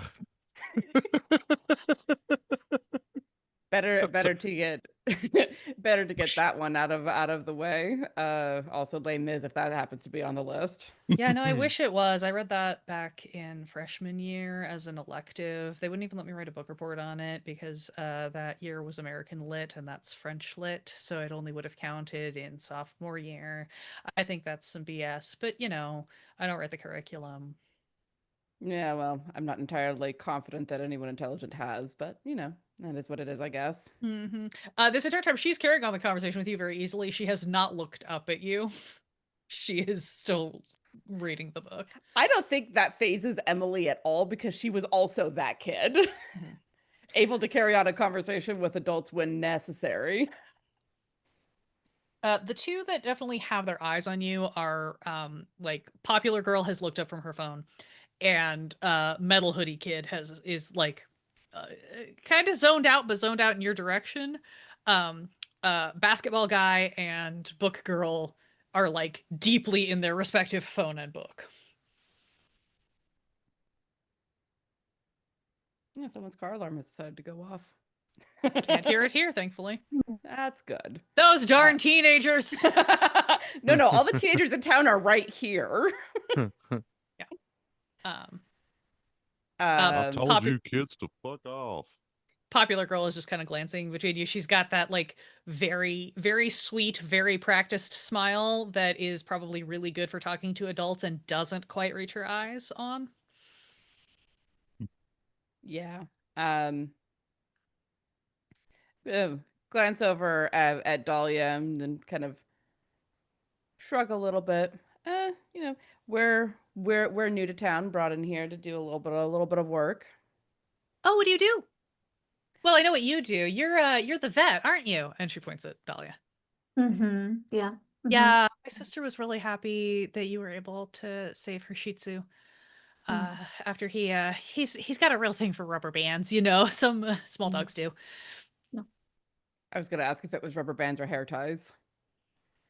Kind of the same thing if you strip off the outer coating, That's why I use Yeah, these. sure. She holds up her arm. She's got like 4 of those little like the ones that look like a ribbon tied in half that still have some elastic in them, but they're supposed to be better for your hair. No, are they actually? I don't know. I don't actually put them in my hair. Oh, no, of course. They go so well with the fit. Oh, you noticed. Thanks. Yeah. Most adults don't really notice what fashion is like. And sometimes other teenagers don't either, do they, Ford? And she turns and looks at Basketball Kid. He glances up and he looks at her and he's like, you look great. And he goes back to his phone. She turns back to you. Again, smile has not touched her eyes this entire time. Mm-hmm. I'm a medical examiner, brought up for mortician, whatever you want to call us. Oh. And I'm You're a watching little late, aren't you? I'm watching to see if there's a reaction for that. Int. God damn it. What I wouldn't give to be playing Rowan right now. 17 out of 10. 17 out of 10. There might be something in those eyes, but they're kind of like shark eyes, so it's real hard to tell. But she does say, eyes, like a but- doll's eyes. yeah. But she does say, well, you're a little late then, aren't you? I suppose it depends, doesn't it? Why are you expecting somebody else to die? No, are you? Depends how this conversation goes. She looks at you, she's like, wow, okay. No one's ever really expecting it, I guess. But, Yeah. if you know something we don't, I'd love if you would tell us, since most of the adults like to just pretend that we're too young and fragile to know things. Now you again, still no emotion in the eyes. You could hear a little bit of that like anger edge in her voice. That I'm just gonna give you because you too were once a teenage something akin to a girl, and Yeah. I think you stopped being too young and fragile to know stuff when you lost your friend. I'm sorry about that. yeah, well, it sucks. So, and if you're here about JJ, you're in the wrong place because they took him to the hospital in Memetown, and then they took him up the hill, which is where we all end up sooner or later. That's true. Yeah, so why are you really here? Because I assume you didn't come to hang out with a bunch of teenagers. We Oh came my for the God. sandwiches. Getting sandwiches. Right. Are you guys fucking guidance counselors? Did they bring you in to like talk to us about our Oh, feelings? no. I absolutely No. am not ideal with the dead because I don't like the living. That's why I'm with the dogs. When you both say those things, you do get like a sound that you think is a laugh from the kid in the metal sweatshirt. It's hard to, it's a little bit one of those like sharp inhalation wheezes that you think might have been a laugh. Sure. No, living are too complicated. That's Frank who's in the shop that you want for counseling of some variety, but I think he's all full up with Gaz. Gaz? Oh my God. Did you bring a teenager with you too? No, though the nickname would certainly make you think that. Yeah, I haven't met anybody over the age of like 20 who goes by anything like that. I'm not entirely sure. I'm not entirely sure he's mentally over the age of 20, but physically he's nondescript. Looks like Book he might girl, have- book girl looks like without he might looking up goes, my parents always said I had an old soul too, and flips another page. Yeah, that's what they say about the gifted kids right before they burn out.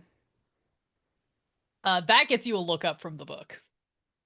I just like raise an eyebrow and shrug. Dahlia. Yeah. Actually, why, Dahlia, go ahead and you can give me, if you want, like a hum int as this whole exchange is happening. Okay, with 0 dice, what am I rolling? Or with 0 percentage, what am I rolling? You have a base 10, Okay. so We are the worst people to be doing interviews. If they had a dog, I'd be great. 50. 50. Okay. Much like Emily, the things that you are reading off of the experience of having once been a teenager. That you are sensing some of those levels of like, there is some sarcasm, there is clearly some feelings that they are actively repressing. And there is definitely some sass happening, but it doesn't seem like it's, for lack of a better term, it doesn't seem like it is aggressive. It seems like it is, what you are writing off of this whole situation is a normal level of kind of like teenage walls. Yeah. And again, you guys have been clearly told, like you have clearly clocked that these are probably the kids that you were looking for. So they are 10 days out from the 5th member of the clique abruptly dropping dead. We're gonna flashback inside the inside Val's as Val himself appears with 4 sandwiches, sets them on the counter, rings you all up. Again, it's a very tiny store, so they can just start ringing you up as you're like picking up the last of your things. Y'all want a bag for that? So you'll have to bear with me. I'm having a terrible time with my hearing today. What was that you just said? You want a bag, a sack to go? Oh yes, please. Yeah, I mean, I'm a bit out of practice with me juggling. No, totally fair. Do you want a carrier for the drinks? They're bottles, so you can just put in a sack. But I know some people like to keep them upright to try to. It's something about the carbonation. Well, I think it's best to state keep there. them separate, you know, because I don't like putting a cold drink with a hot piece of food. You know, it just ends up getting all sweaty. No, I mean here. let me just they will pull out one plastic bag, put all of the warm sandwiches in, hand it to you. Pull out a second Oh, you are kind. bag for the drinks and the crisps. Takes a look at you, Gaz, walks over to the cabinet that had all the like morning pastries or whatever, and just pulls out a little paper bag and like slides like an almond croissant into one of them, folds it up the toast in the bag, and just goes, I can't sell these anyway after 2 p.m. They're just gonna go bad. So why don't you take this one on the house? Gives you a little wink. Ow. I think she can read minds. What do we say, Gaz? Thanks, Val. Really appreciate it Hey, because anytime. I really wanted that. No, stop by anytime. Hope you enjoy your lunch. I'm open as 24 hours as I can get. Depending on if I've got a backup for the night shift or not. Cheers. Yeah. Gaz starts exiting, but as he does, he says to Frank, ask her about the zombie. So, Val, I don't want to take up too much of your time if you're busy. But Looks around at the empty store and goes, no, I got a minute. oh, great! I just wanted to ask a couple of questions. We're just in town, just looking into you're doing a bit of consulting work for the sheriff. Oh, yeah, And is that interesting? Are you here for the special education program? Because your friend there seems to be doing great. well, sort of. While we're here, we're sort of looking into the terrible business that's happened with the local kids. Like, Oh, the Munoz kid? I'm Real not, tragedy. I'm not for a second accusing you of anything at all. I'm just sort of trying to get me bearings. Clearly we're from outside. No, I mean Um, it's a real mystery. Everybody's been talking about how young healthy kid like that would just, keel over. So I'm real glad they brought some outside folks in. I think people around here are a little too close to it, you know? yeah, well, we've got some medical experts brought in special, and as like I say, I deal with the sort of psychological aspect of things. I do a bit of Oh, of trauma course. counselling and that sort of stuff. I That did notice actually outside it was was that it's a small town like this? I mean, odds are that's going to be the friendship group, eh? That the JJ lad. Oh, the kids were in here earlier, so they probably in the park. We call it the park. I know it's basically just that lot's been empty for so long that it just seems silly not take advantage of the nice weather. It's a beautiful day out Oh today. yeah, that's gorgeous. Yeah, it is. Yeah, yeah, it's a lovely part of the world it is around here, apart from all the unexplained deaths. Oh yeah, well, that's just Loose Media County. There's all kinds of crazy things happening. Yeah, well, If that's you it. get a chance to do some tourism, you should go check out the church. They got some wild stuff. Stained glass windows of people getting keel hauled and everything. Oh wow! Well, that's fascinating. I mean, there must be quite the puritanical street and anything. That kind of fire and brimstone stuff. It doesn't tend to be, the more sort of love thy neighbor sorts. Put that kind of thing up there. For Old Testament types, I for mean, it takes fire all and kinds fury. of small town like Oh this. yeah, Anyway, you yeah. said you had questions. Here I am just nattering on about local history. Oh yeah. Well, we probably shouldn't just go in an uninterrupted stream on that for a while. Um, Sounds like yeah. something we So be do later as a special yeah. paywall edition. Continue. Yes, I'll be a most obliging patron. Right, no, well, do you know Mavis from the sheriff's office? She said something a little bit funny about not going out after Mavis dark. Is made a that just? joke? That's wild. Oh, the after dark. Yeah, no, don't go Well, I outside don't know after if it was dark. ha ha funny so much as if it was funny odd, you know. Oh, funny But like the yeah, Loon House funny. Yeah, no, it's probably more in that level. Yeah, well, no, we don't go don't outside after like dark. to use that kind of terminology these days. I mean, maybe when I first Oh, qualified, sorry. but Yeah, no, I know. I'm a little old I've had fashioned to do like that. sensitivity training about that Yeah, no, since. when I grew up, we used a lot of terminology that we don't use around here no more. Yeah. But yeah, no, don't go outside after dark.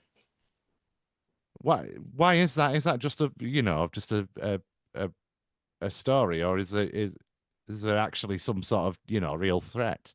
Did they not tell you about the noises? Well, I mean, The noises up over the hill. There's always like weird shit going on up over the hill where that graveyard is. There's all kinds of weird sounds and the night. That's why they all, we all let the kids have their little rebellion and go and explore the graveyard after dark or whatever. But you ain't yeah. supposed to go to there. What kind of noises? Oh, creepy bone chilling sounds that you can hear in your very soul before you hear them in your ears, that sort of thing. Right. If they were to have some sort of like flavor text, what would that say about them? Um, I uh, just do, I indulge personally, my whimsy. I mean, I personally haven't heard them in a very long time. It's been a long time since I was a teenager sneaking out after dark to meet up with Oh, my illicit don't talk lovers. such rubbish, Val. Uh, in You my can't be a day over experience, 25. oh, you are too sweet. Like literally too sweet. You're like pushing it on the flattery there, sir. All right, Um, all right, all right. no, I would describe it as maybe some sort of chittering ain't quite right. Yeah, because chittering implies a higher pitch. Maybe Sure. chattering would be a better term or something. Definitely varies though. I've definitely heard howling too, but I think that's the werewolves, and we know where they are. That's not the problem. They Oh don't yeah, bother well they're us. not to be worried about, are they? No, no, yeah. Yeah. Okay. Well, that's really helpful. I can't really think of anything else actually, Val, but you've been most obliging. Oh, very I'm good. very much looking forward to me Philly cheesesteak, or as Gaz was saying, his chili feast steak. Oh, we did laugh. Anyway, Uh, I'll not take up any more of your time, but I'm sure we'll be back for another one of these delectable sandwiches before too long. You look after yourself, Val. no, thank you. And remember, don't go outside after dark. And if you hear anything chittering or chattering or bleating like the sounds of angered lambs, just don't go anywhere near it. All right. Have Well, a good day. that sounds like sound advice for life in general. Have a That good is, in one. fact, sound advice. If you want to know what to look for, we can talk about that another time. Goodbye.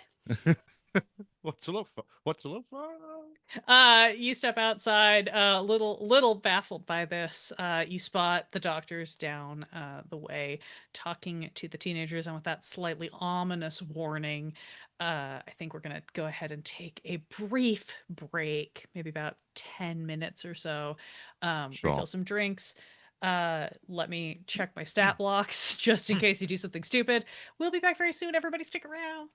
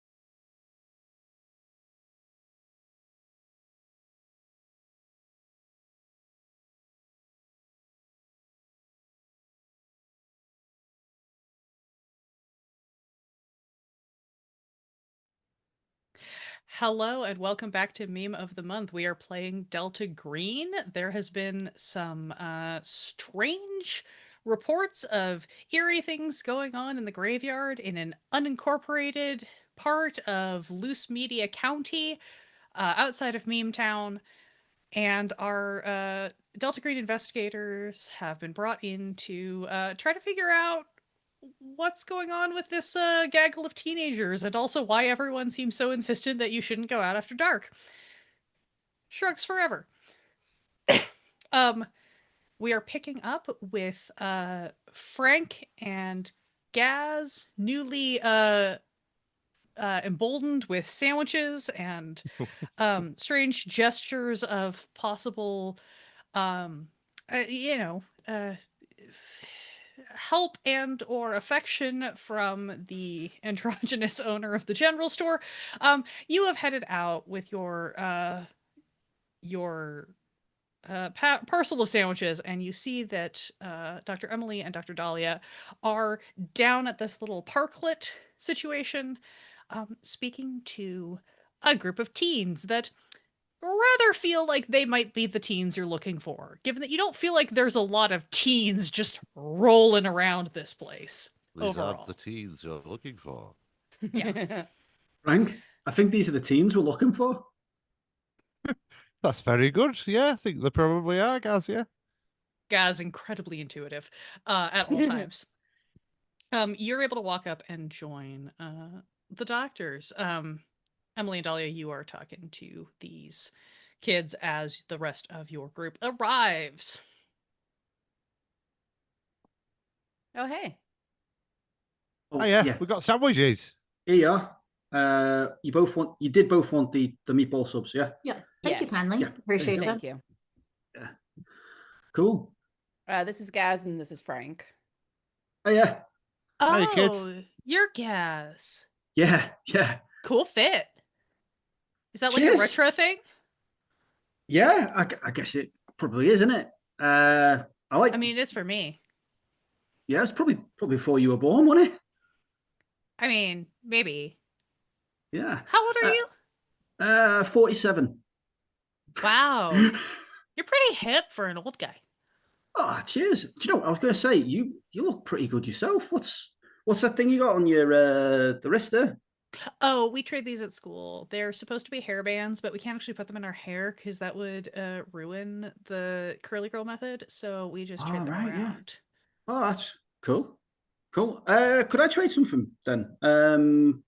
Opens his bum bag and starts just pulling random stuff out of it. Fanny pack. Sorry. For our American. Fanny Our pack. American. I know what you're talking about. I know what you're talking about, but also, yes, here's a fanny pack. Yeah, he starts pulling like little pins out to attach to clothing, sew on patches and stuff like that. Could I trade you for something? Yeah, sure. What do you what color do you want? She holds up she has a kind of pastel rainbow of colors going up her arm. There's like 3 or 4 of them. Yeah, I'll have the green one if that's all right. Yeah, all right. Sweet. What do you want? She will point to an embroidered patch that has some clear like weed reference on it, and she Yeah. goes, "I know somebody who would love that one." Oh, is that right? Is that right? Yeah. Yeah. I've got some other stuff in the bag actually. But do you know what? Well, No, guys. Oh, well, maybe another time. Not Yeah, to sure. try and not try and hash your buzz enough. Yeah, I mean, Dude, what? maybe some other Come on. time. They're a bit young. Well, how old are they? She looks at you, she winks at you, and she goes, "I'll be 17 next week." Right, guys. Yeah. Sorry, I am actually going to back out of this conversation. This is the point at which you see the first maybe actual tittering of real emotion from any of these kids as they all kind of laugh, as this is clearly maybe a bit that she has done before to make people uncomfortable. Yeah. Frank, you can see that my hands are visible the whole time. Oh Yeah, my god, good, like I good. thought you were just being a goofball. I didn't know you were actually like a weirdo. No, it's just No, just because no. he's my handler. That's all. Like I've got to behave myself. That's Oh all. my Sorry. No. god. And she just- leans over and looks, clearly clocking to see if you have an ankle bracelet. Gaz just gets confused sometimes. That's all. I don't think he's confused. I think actually that was a really good move. Selling drugs to teenagers is a much more effective way to make a profit because they're less likely to turn you in because they're going to get in more trouble. You get it. Yeah. She gets it. Yeah, but the thing is, though, Gaz, I caught you, didn't I? You did. So You did. yeah.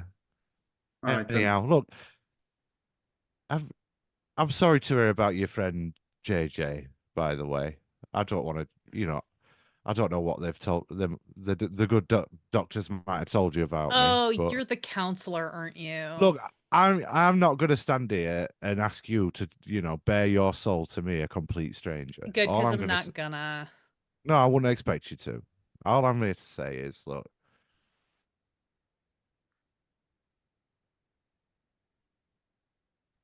And then there was nothing. That was the perfect place for it to perfect cut moment. out. We're So in it's- on what's been going on. We've heard that. So... great. There is a brief time stop and then it rewinds. Take that one again. One thing you were gonna ask. Look, like I said, I'm not here to ask you to bare your feelings to me. You don't know me from Adam. All I'm saying is we've been brought here to try and get to the bottom of what's happened and stop it from happening to anybody else. And if Are you you know talking anything, about the aneurysm or whatever? The thing that just randomly killed our friend? Because well, I don't think you can stop that. Well, yeah, you might be right if that's what it was, but I'm not convinced that that is what it was. Because if it were, Oh, and what do we you wouldn't think it be here. was? I think it could be something maybe supernatural, something that other people wouldn't believe, and something that you might feel defensive about if people came asking questions. Frank, go ahead and make me a hume int roll. Yes, good. Better you Um, than me. Gaz, if you want to also make a hume int roll, since you are newly entering this situation, you can go ahead and make one. See how they respond to that. That was a 20 under an 80. So Yes, yep. I'm assuming you have good hume int, so great. Do the base stats stack? Sorry, I should have asked this earlier. So if there's a 10 in it anyway, and I've got a 20, is that a 30 or have I got a 20? If you have a 20 from like your background package, then I think that is including that base. So I think Cool. you are at Yeah. a 20. All right, cool. I Yeah. failed. Okay, that's fine. The thing that all of you see is that there is a moment of what I'll call human reaction. Like they've been putting on kind of this front, the zone out, the focused on the book, the focus on the phone, this very kind of disaffected, like you can't bother us, and they're letting Carrie, you have identified Carrie, be the kind of spokesperson for the group. If you had to put this in mechanical terms, you might guess that she's got like the highest charisma of the group. And so she gets to do the talking. But when Frank says like there's something supernatural, you all notice there's a little bit of shift in demeanor and everybody kind of glances up a little bit. Frank, with that quite good roll, you definitely immediately clock that Ford, the kind of lanky black kid, basketball player looking kid, he like really like looks right up at you. He's still like playing at scrolling on his phone, but you see kind of like the thumb movement slows and he like looks up at you when you say supernatural, and you see that the other two, Brenda and Harv, Brenda with the book and Harv with the metal hoodie, like they look at each other and seem to be kind of doing the like silent speak with the eyes. Harv looks away first, and now instead of doing the zone out, like starts kind of like looking down at his lap very intently. Carrie still has her smile that doesn't reach her eyes, and just kind of like it falters a little bit as she just kind of looks at you and goes, "Oh, so you're those kinds of specialists? Okay, this is like some Yeah. Is this some kind of like X-Files bullshit or whatever? Are you guys here Something because like the that. whole thing about don't going out after dark? Oh my god! Like No, I thought that was just a thing. No. no, we're just here, just perusing, enjoying the company. There's not too many people here, so it just happenstance that we ran into you. We're happy that we did, but you know, Do you guys always make a point of Oh. hanging out with a bunch of random kids? they're the first ones we saw. Not if I can avoid it. Yeah. Look, I'm not gonna patronize you. Look, I was straight with you. You'd be straight with me, right? I mean, You I'm a believe lesbian, but okay, sure. Okay, what? Valid. Bravo. All right. I'll hand you that one. But look, I've been honest with you about what I'm here for. And I'm not, like I said, I'm not here to bullshit you. I'm not here to patronize you or tell you everything's going to be all right, because I don't know that it is. But until we know what's happening, we can't put a stop to it, right? And if it is something supernatural and something that you don't think other people would listen to you about, well, I'm here to tell you, I've guessed it in fucking one, right? We all know about this sort of stuff, and we're here to help if you let us. So He's please let us. he is really, really good as well. Like, he rescued me from a goat that was speaking Latin. Like, he knows his stuff. Yeah, that Frank, was a level 4 conjugation. Frank, go ahead and make me. I'm gonna say this is a persuasion roll. I'm gonna say you can do it. You're gonna do it with a bonus. So, what is your persuasion? Also an at? 80. An 80. Great. Oh, you don't barely even need the bonus. You're gonna roll it under a 90 because Okie you dokie. have the backup of Gaz gazzing you up. That's Uh, right. What is that? That's a 32. 32 ain't nothing to sneeze at. You say all of this, you really deliver your like, I'm being honest, I'm not bullshitting you. Tell us what's up. The kids all kind of look at each other and you see a little bit more of the facade drop. The phones go down, the book gets, the bookmark gets put in and the book gets set down and they all kind of just turn and look at all of you guys. They look at each other a little bit too. There's some like again, clearly some unspoken conversation going on in the way they're glancing around, and then they look and finally Brenda, the one who had the book, goes, "Okay, you said you're not BSing us. You got it in one. Who actually called you and what did they tell you?" I don't see any point in misleading you. It was the sheriff called us in. God. Yeah, I figured. What did he say? Well, he gave us the bare bones of the story as you've told it, basically. The little story we all know is bullshit, that it's there's some mysterious brain aneurysm causing kids to drop dead. No, I mean he's actually dead. Yes, the sheriff told us about the report that you put in and then took back. And then there was mention of a picture with 5 people in it. After Everybody immediately turns to each other and there is like an instant burst of everyone being like, "Who fucking posted a picture? I didn't fucking post a picture, you guys. Why would I fucking post a picture? I took the picture, I didn't and there's like this like little like spattering of just like immediate like, you guys are gone. You guys are non-entities as far as I'm concerned, as they immediately start fighting amongst themselves about where this picture came from. just let it play out and listen, and like listening for anything that they say in the conversation that might be more information than what we already have. Let me roll a d4 to see. they'll immediately start bickering. Um, and the thing that you guys all pick out, like right before the conversation almost immediately goes silent, uh, is you hear Ford say, "Oh my God, Carrie, do you have an auto upload turned on?" And there is just immediate dead silence. All four of them whip out their cell phones and start like very rapidly doing things on their phones. Yeah, Frank.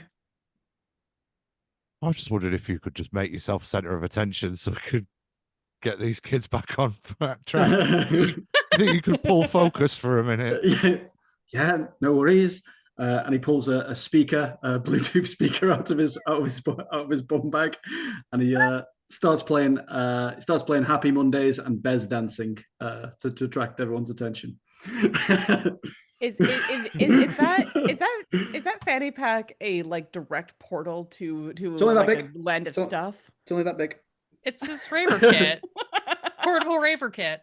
Portable Very Ravers important. kit. What is God? Not What for is a performance check in Delta Green?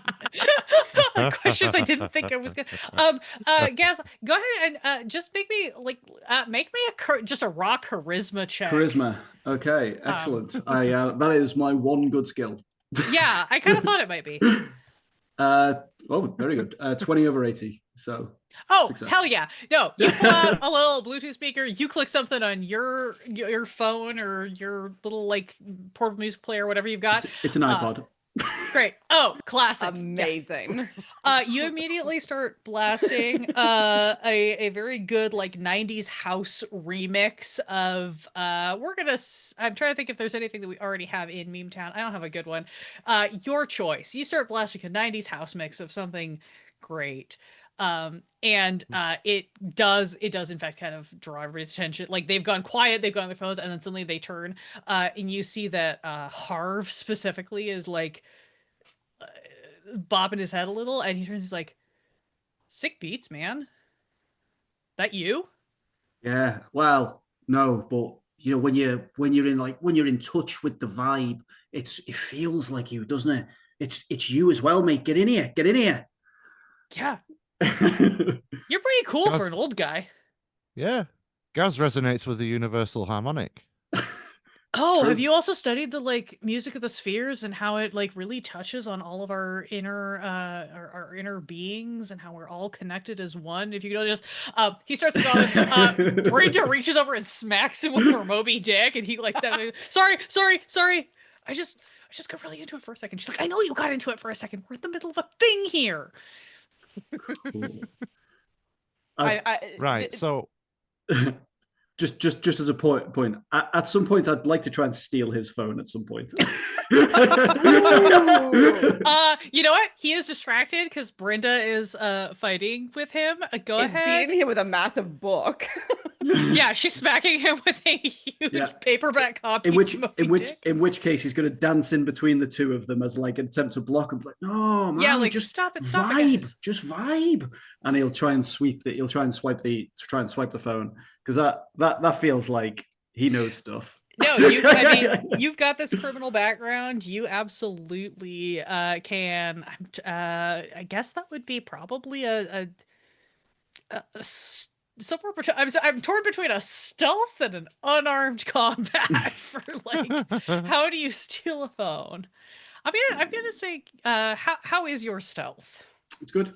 It's all right. Go ahead. Yeah, Yeah. I'm burglar, so Yeah, that's I figured. Yeah, go ahead and give me. We'll call it a stealth check to see if you could just like subtly kind of swipe this phone from these emotional. a bear pass, an absolutely bear pass How bare? by one. All right, Yeah. you're just under. You make it. You get in. You kind of hands up like, whoa, we're all just jamming here. Like it's cool. And like in the course of this, you just do a little like social shuffle, and you just kind of like slide his phone into your hand and into that bum bag that you got there. Or if you want to look at it right away, you can sort of like and like kind of spin it into a dance move, so you can kind of turn your back and take a look at it.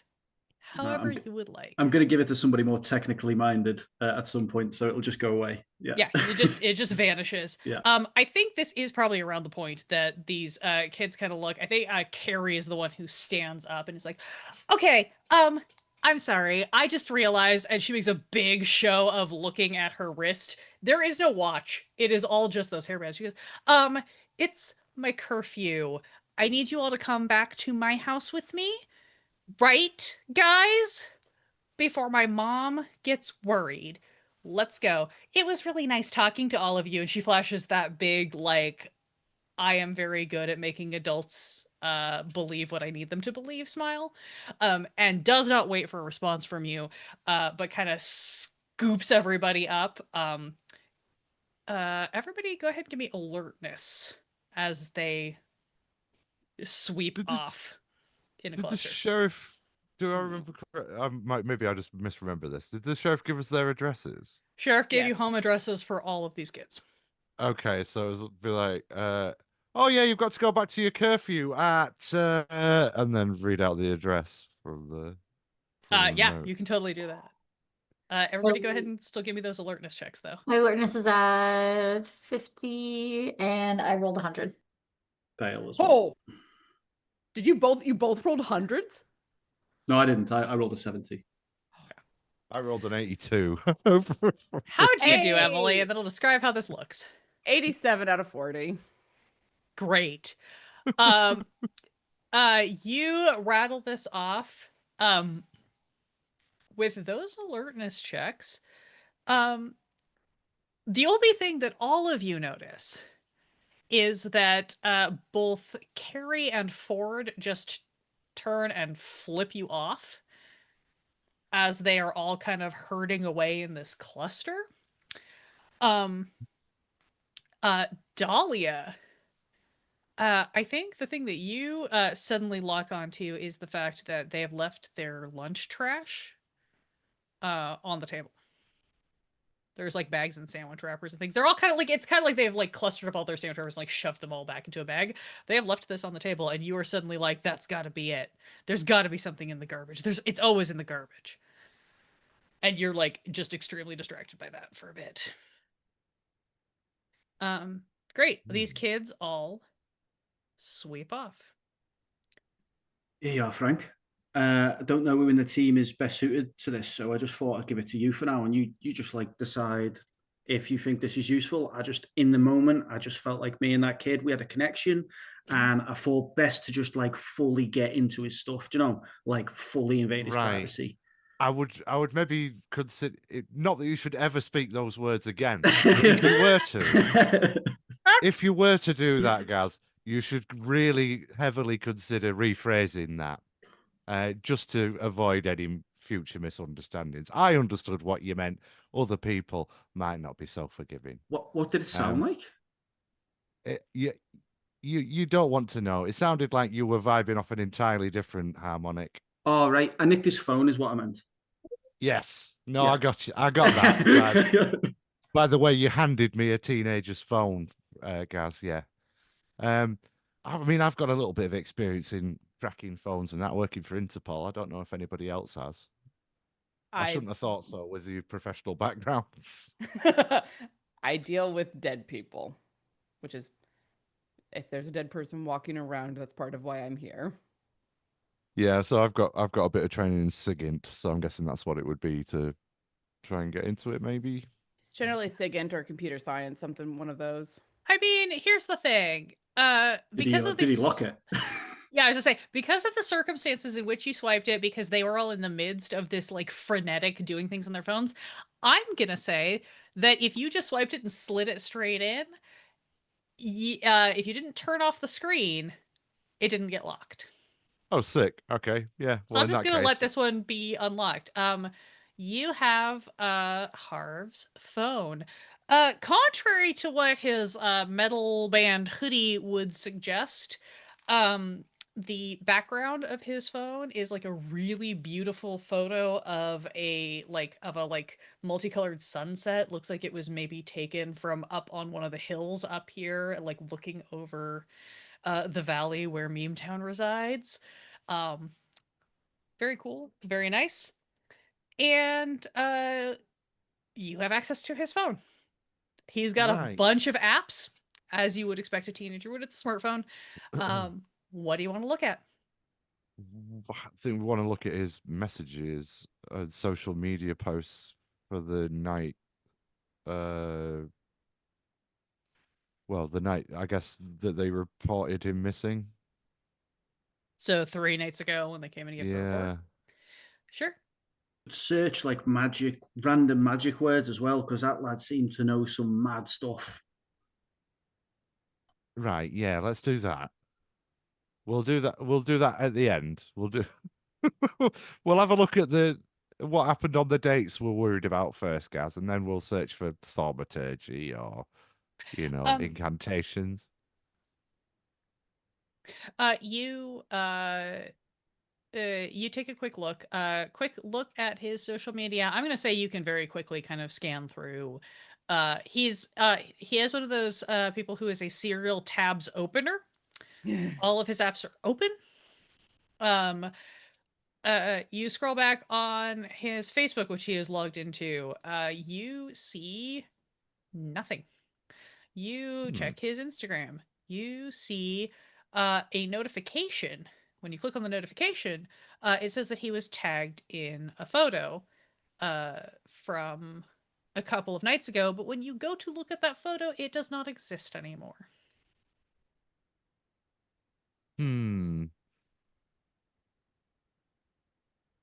Wonder would it be the photo that we've already seen then? There's something incriminating in that?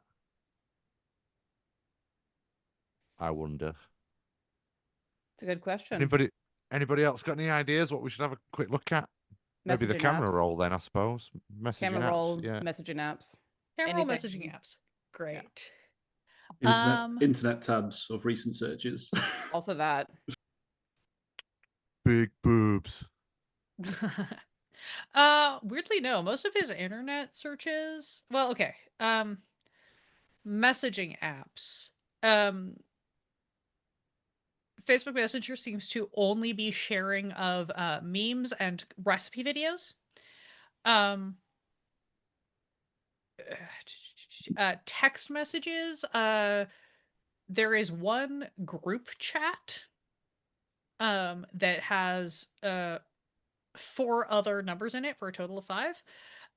That seems to be a lot of like shorthand code. It's like, it's like vowels and then a bunch of like thumbs up reactions and stuff like that. These very quick shorthands are like, yo,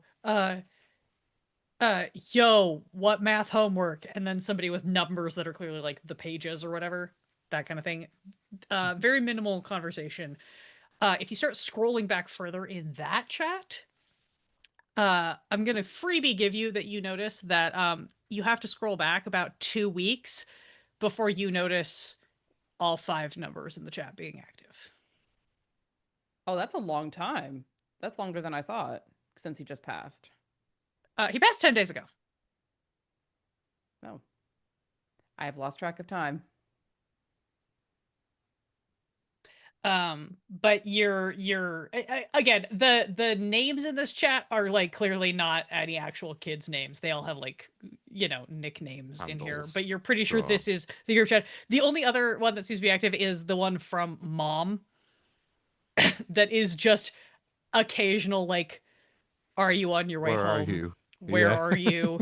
Always with the one word is like, are you on your way home? Yes. Where are you? Brenda's. Like stuff like that. It's like these very one word answers. That's the most activity there. There is a WhatsApp. When you pop WhatsApp open, there is another group chat, has similar nicknames to the group chat in the text messages. This one's way more active. Ah. It's way more encrypted. Yep. These kids might know a thing or two about a thing or two.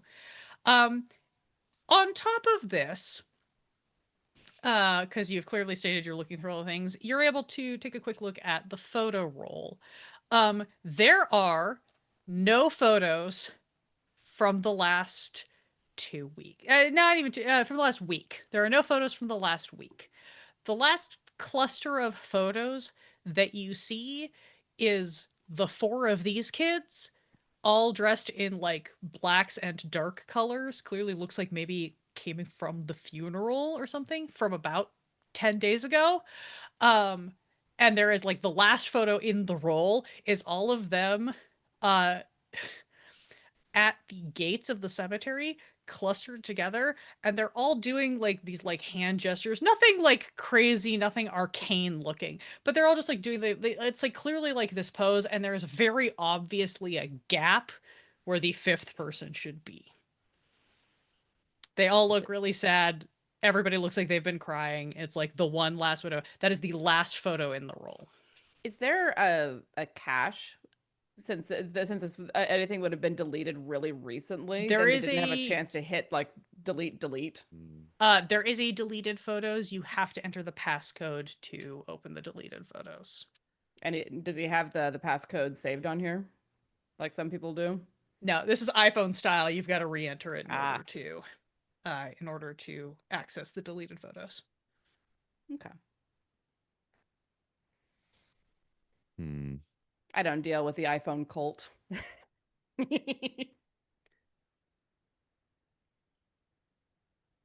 try 666. It's a 4-digit passcode. So you 666. Damn. 7 for the lulz. 6666. The dad of the beast. No. Well, bugger. I Can don't you know. make a, can you make a SIGINT roll now? So I didn't have you roll for the rest of this. I would let you do a SIGINT roll. Actually, it's not. This one's actually not SIGINT. I will let you make a human roll. Okay, yeah. To see if just from like what little bit Yeah. of this kid's vibe you got, you can come up with Yeah. what the password might be.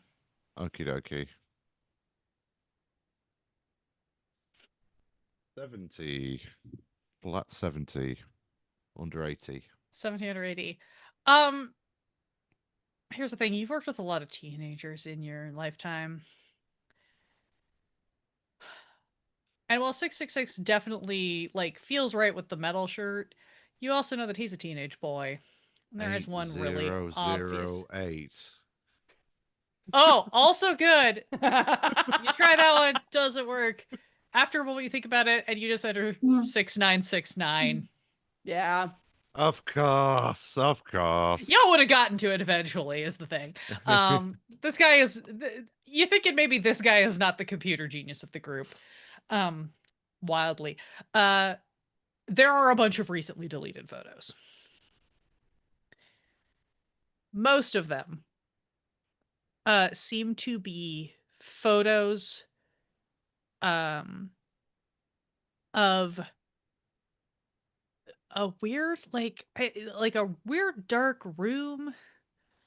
There seems to be like a bunch of furniture. There's like a really bad like shitty kind of like single like fluorescent like flickery fluorescent light situation where like stuff is kind of backlit, but you're seeing kind of like furniture and boxes and things like that or whatever. And then you see a couple that are really blown out, like maybe he took them with like the flash. And then you see a bunch of close-up photos, again, kind of blown out, clearly taken with the flash in a very dark space, of what look like very old pieces of paper. Like really old papers. You're seeing like edges of like file folders or something. It looks like pages of something. You can kind of get a sense that there's writing on these. There's a bunch of weird like images and circles and diagrams, but they're kind of like really bad quality, kind of blown out. It looks like these have all been were all deleted within the last couple of days. And he either hadn't gotten around to or had forgotten to do the double delete to like dump the cache before the 30-day rollover. I'm starting to think that they weren't just being difficult You because they're think? teenage bastards. They were just doing because the guilty party for whatever this is. Do you reckon they made the zombie? At the very least, that. Yeah, And if these looks that pictures way, go, mate. Yeah. yeah, if these pictures go back long enough, they might have accidentally caused the death. But Yeah. Couple that. I don't know if I mentioned. Spoke to Val about that. Don't go out after night stuff. She Oh, took yeah? that. She also took that extremely seriously.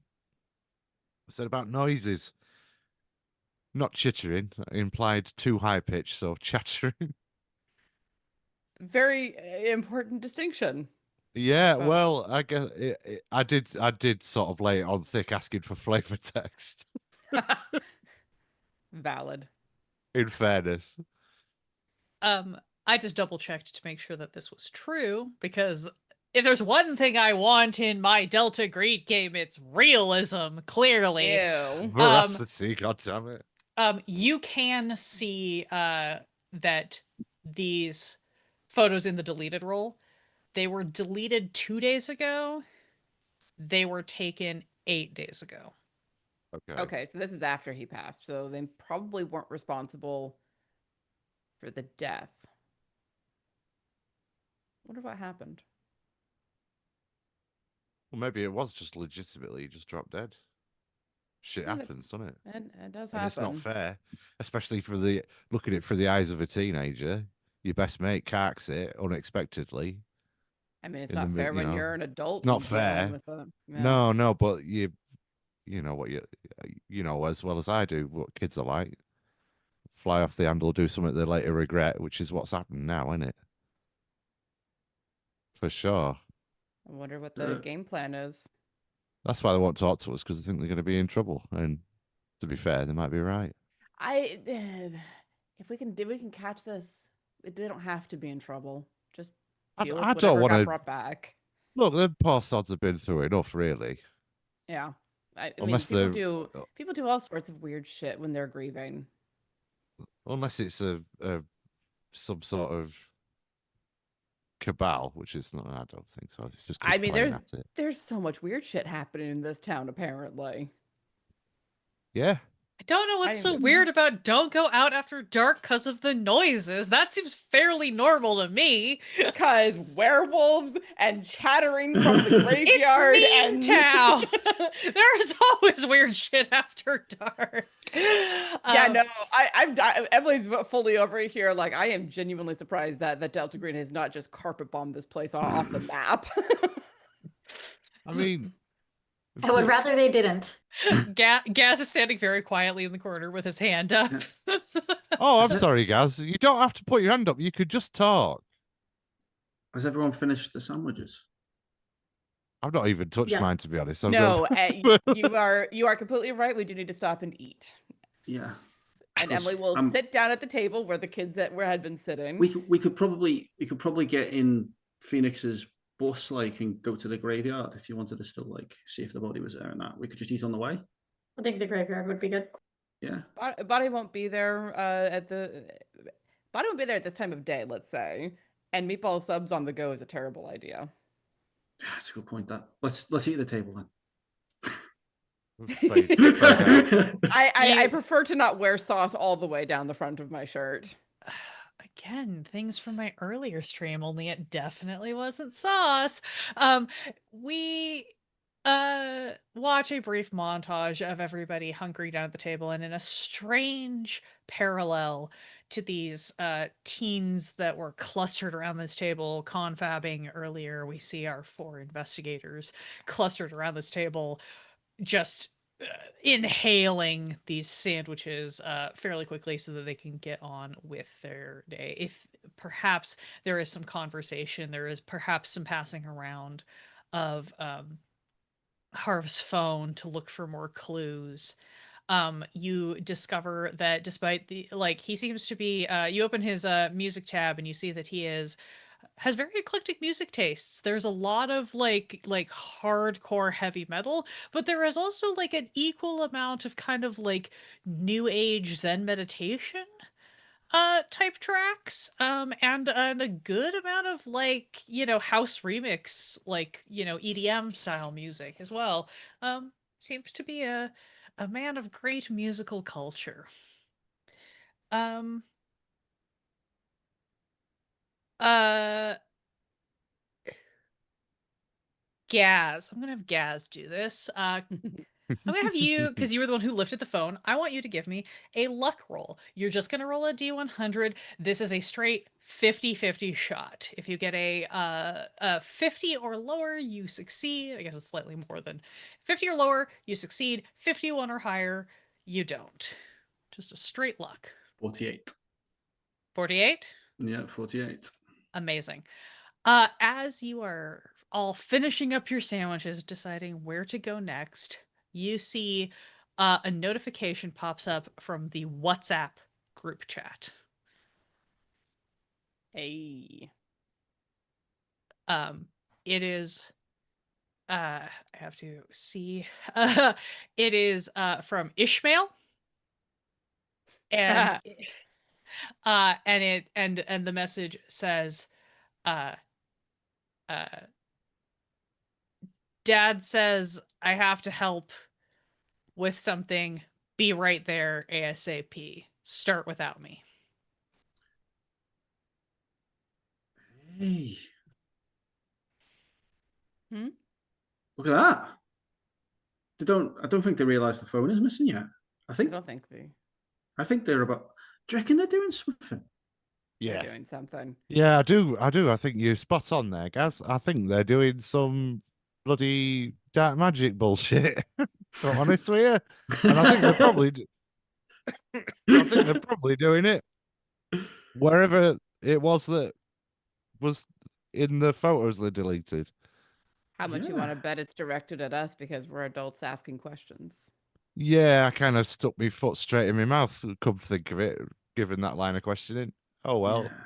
Yeah. I mean, in the one shop that is also a bookshop in town. Seems like a prime candidate, unless it's in somebody's basement somewhere. In someone's basement is certainly a possibility, but well, we can't go bursting into those. None of us have a badge that I'm aware of. Well, I've got a fake MI5 one, but I don't think it works over here. How the fuck did you get that? I don't even think it works here. Let me just have a look at that for a minute, Gaz. Don't ask questions you don't want the answers to. Do you reckon they've got Find My Friend on here? Oh, they might. Holy shit. Wait, no, they might. Do it, Gaz. Go on. He tries to open the app. Find My Friends fucking isn't password protected. So yeah, you open the Find app. You see there's a bunch of devices that are tagged. It looks like this dude very keen on the AirPod like the AirTags for all of his stuff. You get the impression that maybe he loses his stuff a lot because you see a lot more things listed in here than you would normally see. There's like a watch, a laptop, an iPad, an iPod, and then like 4 or 5 more AirTags that are just labeled by color. But when you switch the tab into Find My Friends, yeah, you can see 5 dots pop up. 5. Yeah, shows it. Oh, that's Fa- interesting. One of them's not there though. So,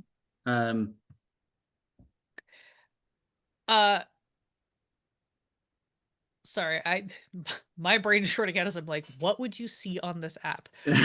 1 dot seems to be at your location. Oh, 1 dot seems to be static at a house somewhere. Again, you're kind of like, you get this like the sketchy kind of semi Google Maps, whatever. Yeah. So there's like 1 that seems to be static at a house somewhere. There are Okay. 2 that seem to be in motion. And there is 1 that seems to be like really far out. Like the map zoomed out pretty hard to kind of show everything. There's 1 that seems to be like pretty far removed, like much further out into kind of what Dahlia could probably tell you is like countryside area, kind of like around past some of this like kind of ranch land area.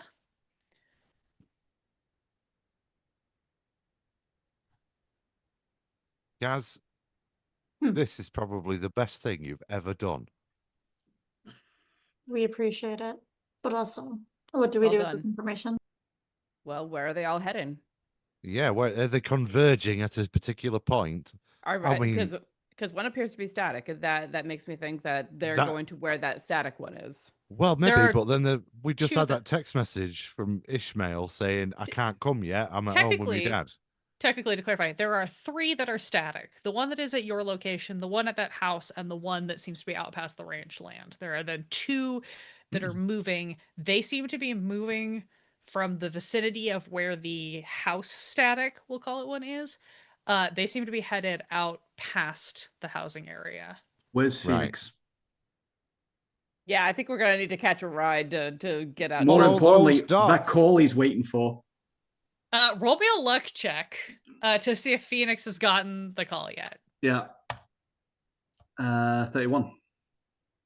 You pop your head out. Van's still parked out front of Val's. Shall we go? Alonzi. You all go pile into Phoenix's van. Phoenix is sitting in the front seat, is reading a Tom Clancy paperback. Kind of looks up as you all hop in, just like, "Oh hey, what's up? We going somewhere?" Guys, Follow these dots. guys. Oh yeah, sorry. Show 'em the Yeah. map. Show 'em the map. Here? Can we go? Can we go here? Yeah, right. Do you mind? Takes the phone, like attaches the phone into like their cell phone clip. You know that It is a thing. immediately starts playing EDM Enya remixes. Yeah. Sail away, sail away, sail away. On the Orinoco flow, sail away. Yeah. BRB starting my new career. We get a cool trap house remix of Enya as we montage everyone driving through the overcast hills. A light smattering of rain begins. It's like 2 p.m., the spookiest time of day to be driving out into the abandoned hills. of- Mid-afternoon. And you see as you drive along, you drive past some like very beautiful farmlands and some ranch lands. Dahlia, you can kind of point out a couple of places that you've come to for maybe house call situations with some of the animals up here.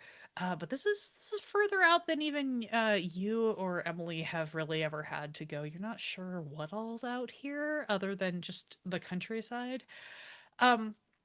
Until you kind of crest over the little bit of a hill and you see kind of nestled down like 4 or 5 what look like storage containers. Just like those big like shipping containers are all just kind of like nestled in here in this valley, kind of under some trees and stuff. They look there's a little bit of weathering and rusting, like they've been here for a while. And that Phoenix kind of looks at the map and points and goes, "Looks like you're headed there. Do you want me to come all the way up? Do you want to walk from here? What's the plan?" Right. Well, what do you think, gang? If we approach on foot, they might not hear us coming. That's my thought as well. Have we beat the other 2 dots here? No. Okay. They might Right. not Well, hear we're it. not gonna. Yeah, we're not heading them off at the pass, are we? So Yeah, and that being the case, honestly, it might be better to just get there as fast as possible. yeah. Rapid reaction, please, Phoenix. Everybody got seatbelts? Without waiting for an answer, Phoenix guns it down the hill. You get a little, and comes to an incredibly effective tactical parking job, like right up next to the first of these storage containers. And immediately, like very like there is like a rev, a zoom, and then a like thunk cuts the engine. Emily will pull seatbelt off, but give him a little like fast clap and then head out. Gaz offers him a cigarette. Phoenix absolutely takes it, lights it off the butt of the one that they were smoking this whole time, flicks that one out the window, starts smoking the new one. Cheers. Right. Well, Frank is absolutely issued a firearm, and he sort of looks at one, pulls it out of his waistband holster, and sort of looks at it and goes, "I best add, hadn't I? I best have it on me just in case." I But, don't know what's yeah. in there, so Make sure, does a quick breast check, and looks actually remarkably proficient at it, considering his general demeanor. All right, come on then. Emily's gonna pull a flashlight out of her bag. One of the good hefty ones. Yeah, and I guess okay, Frank, you got to defend yourself with, Gaz, just in case. Got a laser pen. Great. Right. Okay. Well, I'll tell you. You can blind them. That is actually reasonably effective. Yeah. That's all right. I could stay in the car. No, you can't. Oh. No. That's not a good idea. Not after the last time. Nope. I'll ask later. Let's go. Yeah, we'll leave that there. Right. I'll take point. I'll be at the back. If that's all right. Since I've got this gun, I suppose I'll go. Doctor Dahlia, is it all right if I go behind you? Yeah. All right. Yeah, Cool. 100%. Yeah. Yeah. I'll make sure the back's dead safe. Yeah. All right. Nice one, Gaz. Cheers for that. Right. I suppose. Yeah. Start looking for a way into these. Yeah, things. you walk down. There's about 7 of these shipping containers that are lined up. Go ahead and give me an alertness check, everybody. Oh my god, alertness. That is a 92. Over a 50, so no. 50 out of 40. Yeah, It was 90 and 10. Yike. Let's go. So those failures got all a the way loaded around? firearm. Okay, great. Just double checking. At least the here. loaded firearm is in front. We're going Yeah, back that's to the true. sandwich shop. We should have stuck with hoagies. You're making your way through these shipping containers. And honestly, I think the thing that really messes with all of you is that it is gone from starting to slightly drizzle to rain. And all you're hearing is this like plinkling of raindrops into the trees onto the top of these metal shipping containers, and it really negates your ability to hear anything else. But you're slowly making your way along. Frank, you are a seasoned professional as much as your demeanor may belie it, and so you are carefully moving along, sort of doing clearing maneuvers, checking as you come past every one of these containers. There's 4 on one side, 3 on the other. They're sort of like slightly staggered, so you can kind of like come to the corner of one, pop your head around, check, clear it, continue on. You're moving down the row, and you finally get to about the like the 3rd one on the side that has 4. Again, these are slightly staggered, and you notice that it is slightly open. There are padlocks on all of these. This one has like, these are the kind of, actually they have like the dual padlocks. You got to like double up on the 2 latches. This one, the padlocks are keyed locks, but they have been opened properly. It has not been broken into. Somebody with access has opened this. Okay. Um, And it is a jar. It is a jar, and as you get close enough, you do think you can hear, even in spite of the rain pattering off of everything, you do think you can hear some quiet voices slightly arguing inside. Frank signals, I guess, for the team to stack up. Yeah, Emily will stack up with him with the flashlight. Right. Do we well, see I've not- do we see any light not got any coming out of the shipping flashbangs. container? You do see a little bit of like warmth glow, kind of, if the door is kind of cracked, you guys are kind of hiding behind the open door to be able to like pop in. You can see a little bit of like glow of warmth, like an artificial light Mm-hmm. is coming from inside, versus it's not full dark. Like it's 2 p.m. It is very overcast. It has started to rain, but it's got that like gray lit quality where it is still daylight outside, if you will. Sure. But yeah, you can tell there does seem to be light inside. You all kind of stack up against this back end. How would you like to enter this shipping container, which I assume is what you're going to do? Yeah. There's just one last thing. Just before we go in. Gaz, and also doctors, you don't happen to have anything that might, like, incapacitate a shipping container full of teenagers, would you? In pill form? I mean, they I might do- actually be up for that. I do. If have you were a to li- just go, they seem to like you, Gaz. Maybe Gaz, if you went in there first. Hold on. Well, the question is, do we want to incapacitate, or do we want to start talking first? Because if we want to incapacitate, you've got a Bluetooth speaker and some loud music. Yeah. Throw that in there. Crank it. Great idea. It is only a little Bluetooth speaker. I do have a lot of ketamine. It will still surprise the hell out of them. Yeah, all right. We can do Ketamine. We can do the speaker. That's fine. Try the speaker. If that doesn't work, we can all just take the ketamine. Right. Well, yeah, cue up some Ragga Jungle classics then. And let's Lob it It cues up some Ragga Jungle classics. General Levy Megamix, please. We'll bang that in there. Great. So are you basically gonna like smoke bomb, but you're gonna sound bomb?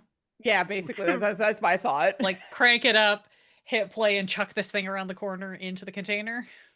Yeah, it's going to be a bass bang. Great. Wait for the drop. Wait for the drop. You're like watching it on your iPod, getting ready to like crank it up the second that you see the bass drop, and you're just like 3, 2, 1. You flick it to full volume and you hurl this thing around the corner.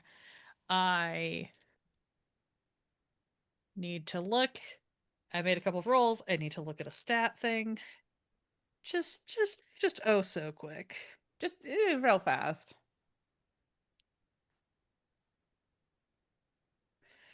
Yeah, just double checking that I'm not being too out of See, I love it when the GM or the handler immediately goes,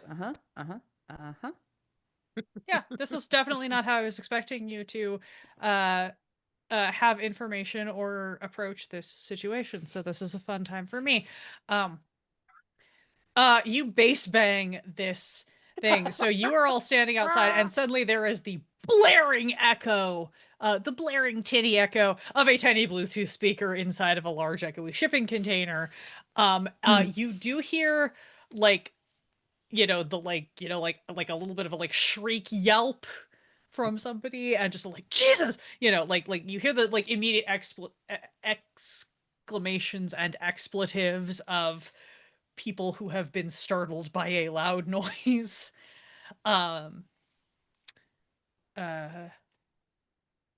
No one comes rushing out of the container though. Open up, it's the drum and bass police. We've looked at your Spotify playlist and found Enya. You're gonna do 20 years for this. Come on out of there, kids. You hear from behind you, outside the shipping container, "Oh shit!" You spin around and look, and you see Harv has just rolled up on a bike and spotted you all, and hears you threaten to arrest him over Enya, and immediately turns to start fleeing on his bike. Come back, you daft pillock. not really going to arrest you over Enya. I'd shoot you. He is gonna book it away. Do you say that? I'll shoot you. You said it out I loud mean, in the guys- voice. I just gotta know because I'm gonna roll and see if that is intimidating enough for him. He hears that, he goes, "Fuck you, man! A cab!" and starts booking it away on his bike. Ah, fuck him. Never mind. We've got the rest of them. I'll yell after him. You want your phone back?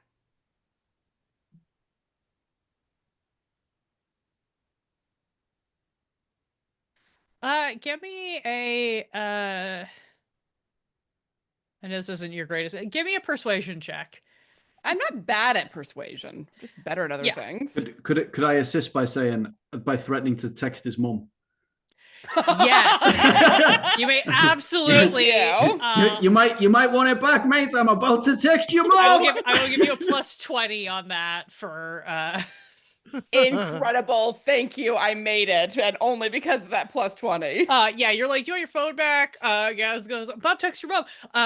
You see him stutter on the bike, like the bike kind of falters a little bit as he kind of like has an oh shit moment. And he doesn't fully fall off, but he staggers and then sort of like drops to one foot and then sort of like hops to that awkward like hop dismount off the bike and turns around and he's like, no, don't talk to my mom. Please don't text my mom. Please don't text my mom. Inside, the like house remix of Orinoco Flow is still thumping hella hard. Inside, Harv is gonna actually kind of come stumble running up to you guys and just like, "Please, oh my god, what do you let me Yep. like yep. he's got like full hands up. He like walks in, he like pops over and he's like, hey guys, I think they know something's up. I think they know something's up. And you hear the after a few moments you hear the music click off.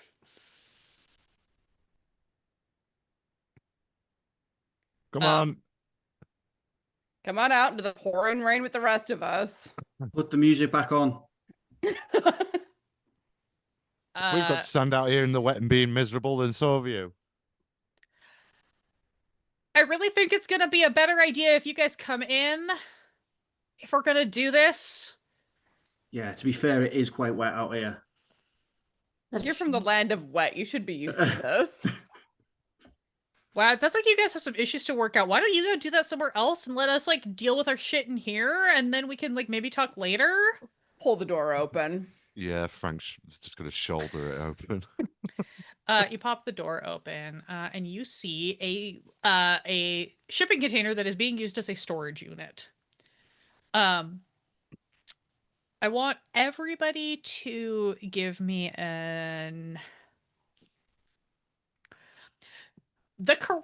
truly the correct skill is spot hidden, which is not a skill in Delta Green. Yeah.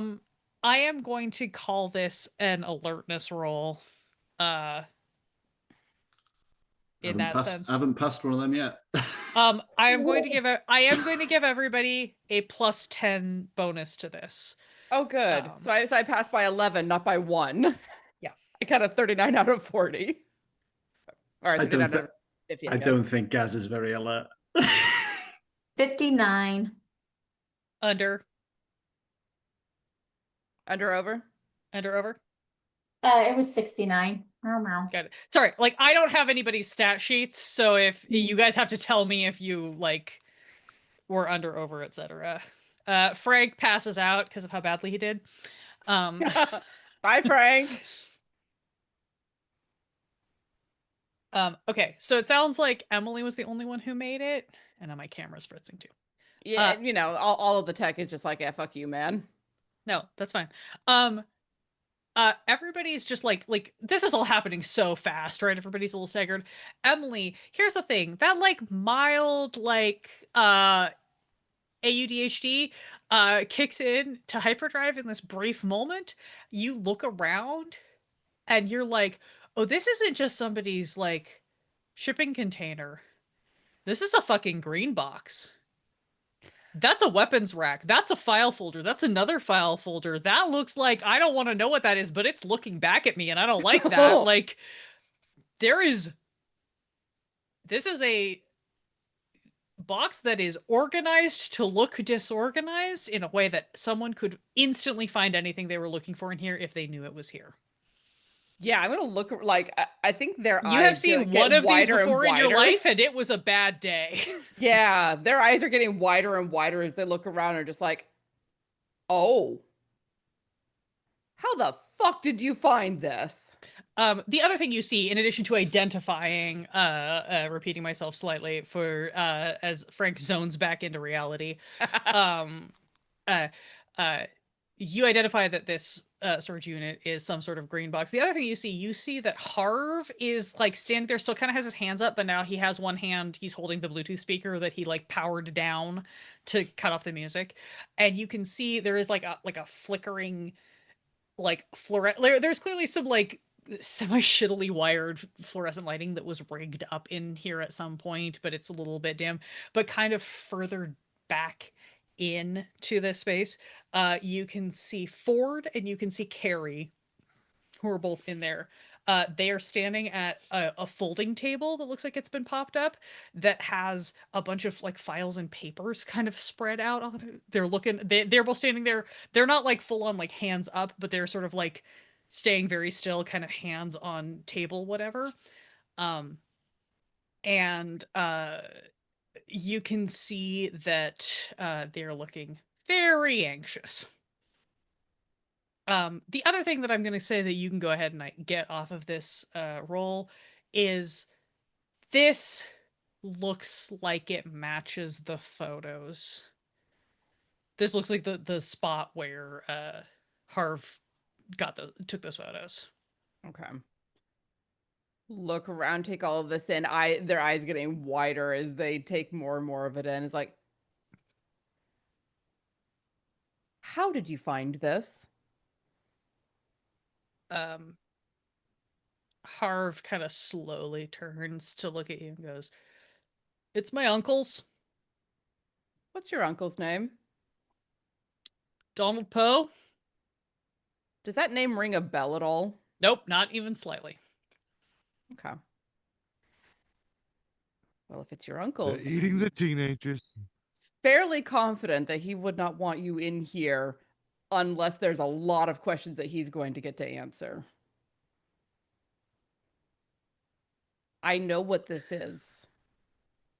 I work for the same organization. You work for the CIA? Just this like a little quirk of a smile and kick Dahlia in the ankle when she starts shaking her head. I wasn't trying to make any problems. I just shit was weird and I needed a place to be alone and I knew this was up here and I knew where he left the spare keys with Mom in case he owes it, in case something ever happened that we might need the keys. So I borrowed them and I came up here and then I started looking around and I found these files and then I thought they were weird, so I told everybody, I told the crew about them, and then Carrie and Britta, and you hear Carrie go, "Shut up, Harv! Shut up, Harv!" Like this whole time, like quietly, not really changing her, but just like the very like current, like more and more insistent, like "Shut up, shut up, shut up." And I'm gonna look at her dead-eyed and be like, "Y'all are already probably in a lot of trouble. Don't make this worse." At which point she will kind of be like, "What did we do? What did we didn't do anything. We didn't do anything. We opened You have broken into a repository of information and an equipment that belongs not to you, and you've done something that brought your friend back, but not correct. We didn't fucking do anything, okay? We were just looking at some of these weird papers and we like read some stuff and then JJ was like knocking on my door in the middle of the night and asking if he could come in because he was cold and it was weird and we didn't know what else to do because it's JJ but it's not JJ. What are we supposed to do?" You're right, it's not JJ. Was that validation help? What the fuck does that mean? I've seen this sort of stuff before. I said I was an ME. It's not the first time I've seen a walking corpse.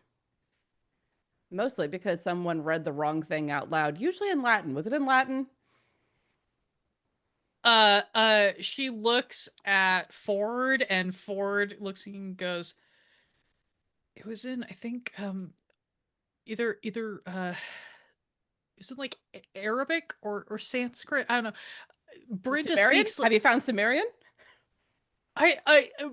Brenda's the one who figured out how to read it. She knows a bunch of those languages. I don't know how she knows so many, like I know she knows like Hindi because of her mom, but like I don't know how she knows like Arabic and all the other stuff, but she knows like a ton of languages. Spend enough time with your nose in a book, you pick a few things up. Could be Yeah. worse things to have. What? You said that way too fast. I caught none of what you said. There could be worse problems to have. Is one of them your best friend fucking showing up on your door in the middle of the night a week after he died? Oh yeah, there's Yeah. stuff well worse than that. Yeah, no, this is actually quite chill. Okay, I Gaz don't now get got- people, but Not the time. I do not get people, but Gaz, maybe shut the fuck up. Oh, It's right, not yeah, the time sorry. for that, Gaz. Now, Sorry, this sorry, is the one. sorry. I'll just be making some requests into the group chat, so they all know the decent tracks. Yeah, just cue something up on Spotify, eh? Yeah. Harv turns the volume down on the speaker and then powers it back up and like gently sets it on a shelf next to some very weird looking tuning forks maybe that are inscribed with some strange runes that you probably don't actually no. want to look at closer. I kind of do, but I also really don't, because Emily knows enough to be like, I don't fuck with this shit. I don't know what. I, let. Oh. Hmm. The- You all right there, comforting. Frank? Just I'm kind just of slightly concerned about these tuning forks maybe vibrating and doing things. So, Do you want me to Harv picks the Bluetooth speaker back up and then just like looks around and then just like very like he is still the most like keeping himself where you can see him, probably because he's the only one who has technically seen that you have a gun. He just like very carefully kneels down and like rolls the Bluetooth speaker back towards you guys at the doorway so that Thank you. Gaz can grab cool. it. Good work, Harv. Thanks for that, mate. Appreciate it. You're not gonna text my mom anymore, right? Nah. not if you're clear with us. Okay. I need y'all to be as honest as possible because we can help, Okay. but we can't help if you keep lying to us. I told you we weren't going to bullshit you. We're being straight. Technically, we didn't lie to you about anything. If you just- don't ask the right No. questions, we're not I gonna just answer them. I just give her a look and be like, don't pull the teenage bullshit on me. She gives you a look back where you do actually see the genuine, like she's got kind of tears going, and she kind of gives you a look back of like, what bullshit? All Trying right. to throw you a bloody lifeline here. So, Quite possibly a literal one. all right. I apologize for the accusation. Let's try this again.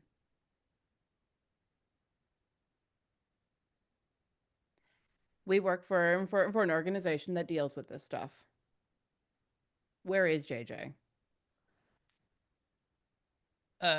Everybody's quiet for a moment. Carrie looks at Ford. Ford kind of looks away from you guys a little bit and just goes, he's in my shed.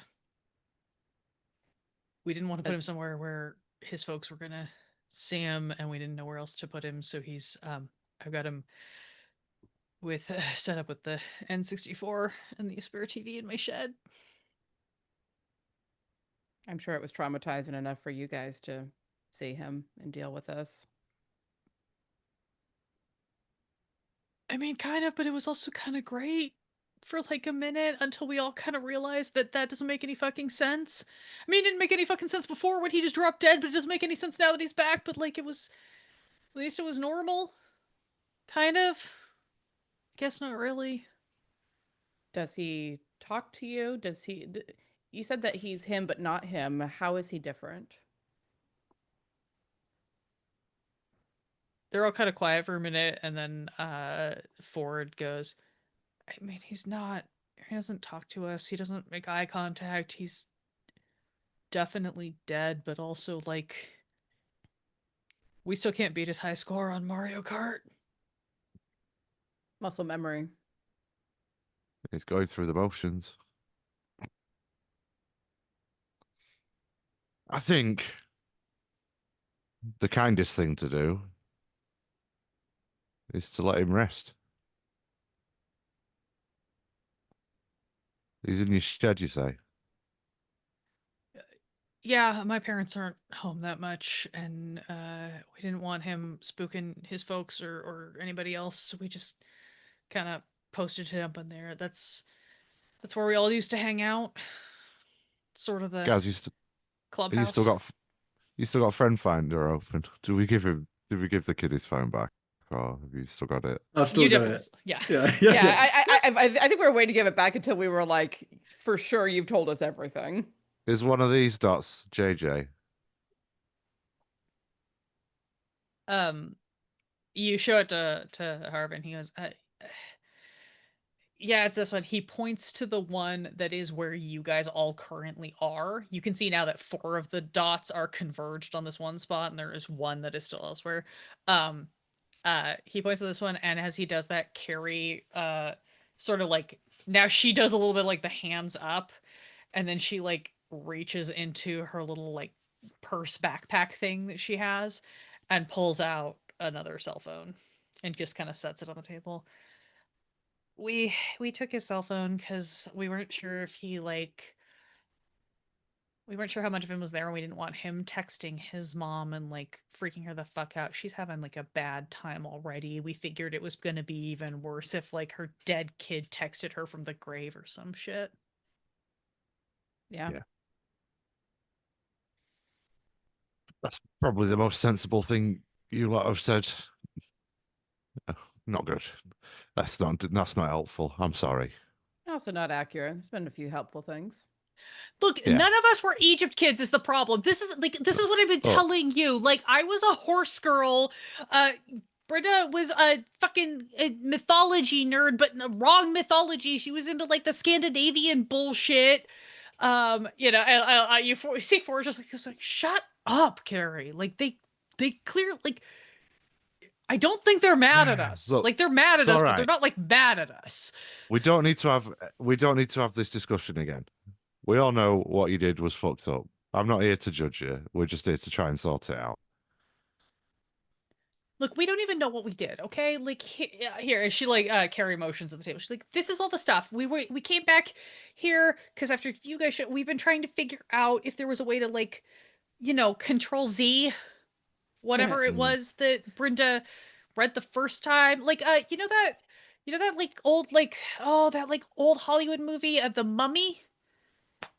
Oh yes, that was one of my awakenings.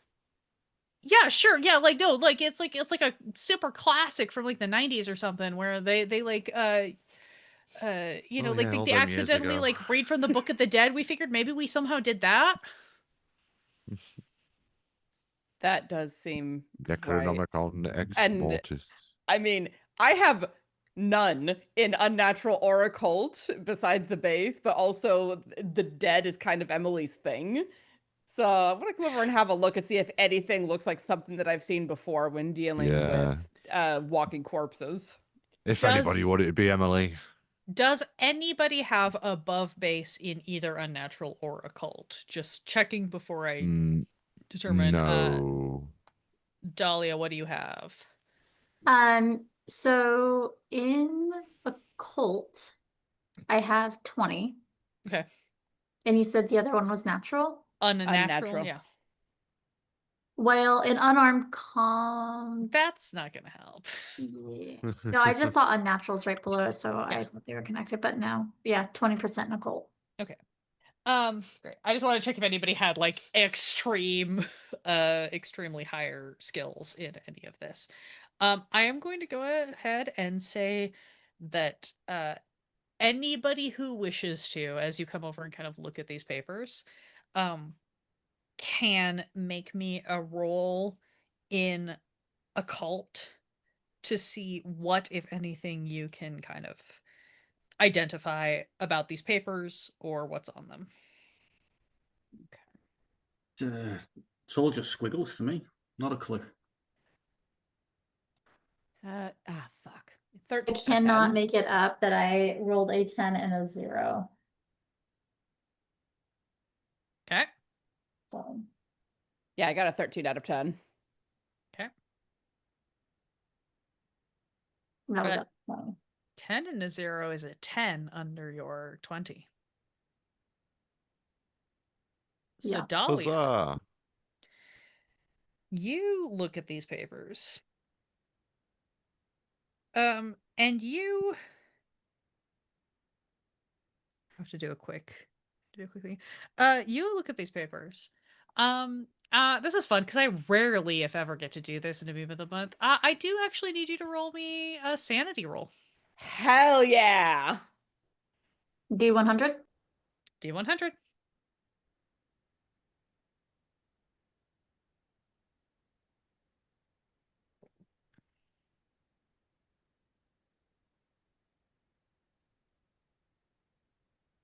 What are you getting?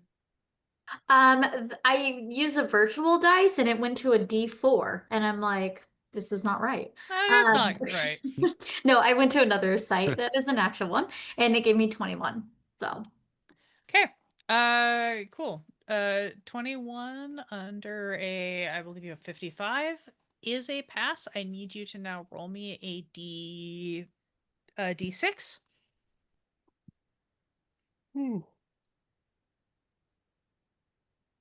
Yeah, I know. I said we were mostly only going to need percentiles, and I lied because I didn't know I was going to get to make anybody you roll said a sanity. D6? 1d6. It's like the one die I don't have. Okay, hold on. To the virtual die. The normalist of game dice? We don't do that here. I got a 5. Great. You're going to lose 5 points of sanity Let's go. as you look at these papers and you suddenly hear arcane whisperings in your mind as the German writing all over these starts to kind of vaguely form into Latin and then English and then some other language in your brain and then disperses. Yeah, you're gonna take 5 points of sanity loss and feel a little woozy. This is weird. This is suspicious. I need to go back with the dogs. The rest of you, however, Pounds of Tindalos. you take this. Each of you is going to take a single point of sanity loss just for even looking at these papers. Valid. But you see that these papers are fucking weird.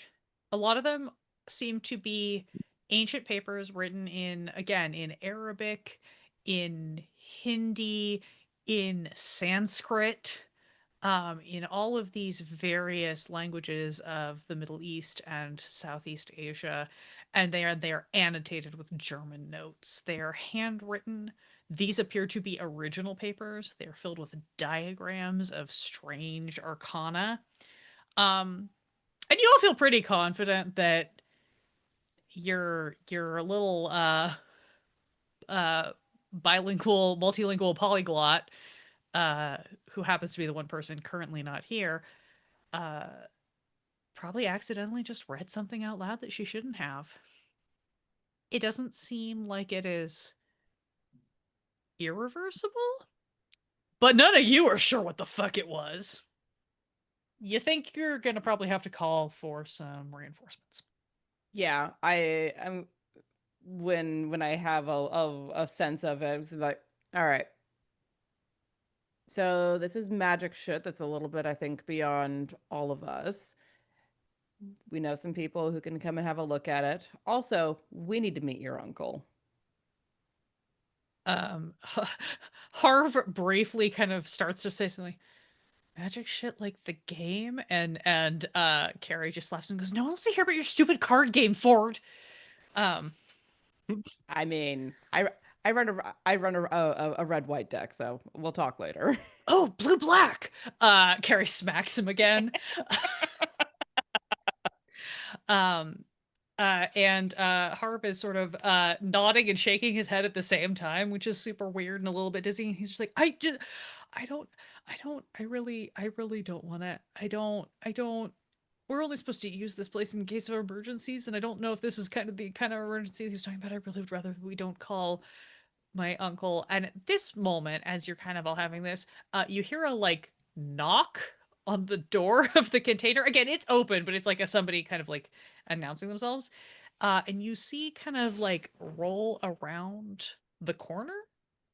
You see Brenda, first of all, who kind of like walks around. She's got her hands a little bit up. Not the same way that Harv has clearly decided that you all are going to shoot him at once if he puts his hands down. She's just got her hands a little bit up in a like it's like a very chill, like everything's cool way. And rolling up behind her are Phoenix, your driver, and two individuals in suits. You guys are kind of under the most light. They're out in this overcast. You can't really identify. It looks like it is a man and a woman, question mark. But Phoenix is the one who speaks. It's like, hey guys, I got my call. So we should all go. You're my pickup. It's time to head out. Oh, good. I was just starting to sort of turn against the ambience of this occult container party. Mm-hmm. I'm right. Yeah, no, I'm just gonna say the vibe in here, not very cool. Not super into it. I've got the heater on in the car. It's gotten a little cold out. And these folks said they'll take care of it. Awesome. Well, it seems like we're going to have to answer the call of the drum and bass police in another town. Yeah. You see the Have a good one, kids. as you kind of start to step out, you see behind you these two folks in suits. You can see further down kind of where the van was parked. You see a couple of other vehicles have pulled up. It looks like it is like just a dark black sedan, that very generic kind that is automatically suspicious in these kinds of circumstances, and also an ambulance. You see a couple of folks in EMT uniforms are like popping out of the ambulance and whatever. Of the two folks in suits, the woman kind of steps forward and is like, "Hey everybody, so sorry, don't mean to bust in on your party. We got a call that maybe you guys were in over your heads, so they wanted to send out some senior agents, but really thank you all. You did a lot of good work. We'll take care of this. We'll make sure the kids are okay, and we'll deal with the other one." Great. Who called you in? Sorry, was it not all of you? I thought you all sent the SOS that things needed some backup. Not yet. We hadn't. Huh, interesting. We'll have to take a look at that. No, we got an alert that a secure location had been breached in the course of an investigation that we assumed meant that you guys had triggered a silent alarm of sorts. It's kind of like the kinds that work in shops, but on a more us level. Yeah. You see, as she's sort of talking, she like reaches up, like she's just like casually fixing her jacket, and she sort of like flips her lapel just enough to show you that she's got a green triangle pin underneath the lapel, kind of like, and then like folds it back. Glance at it, nod.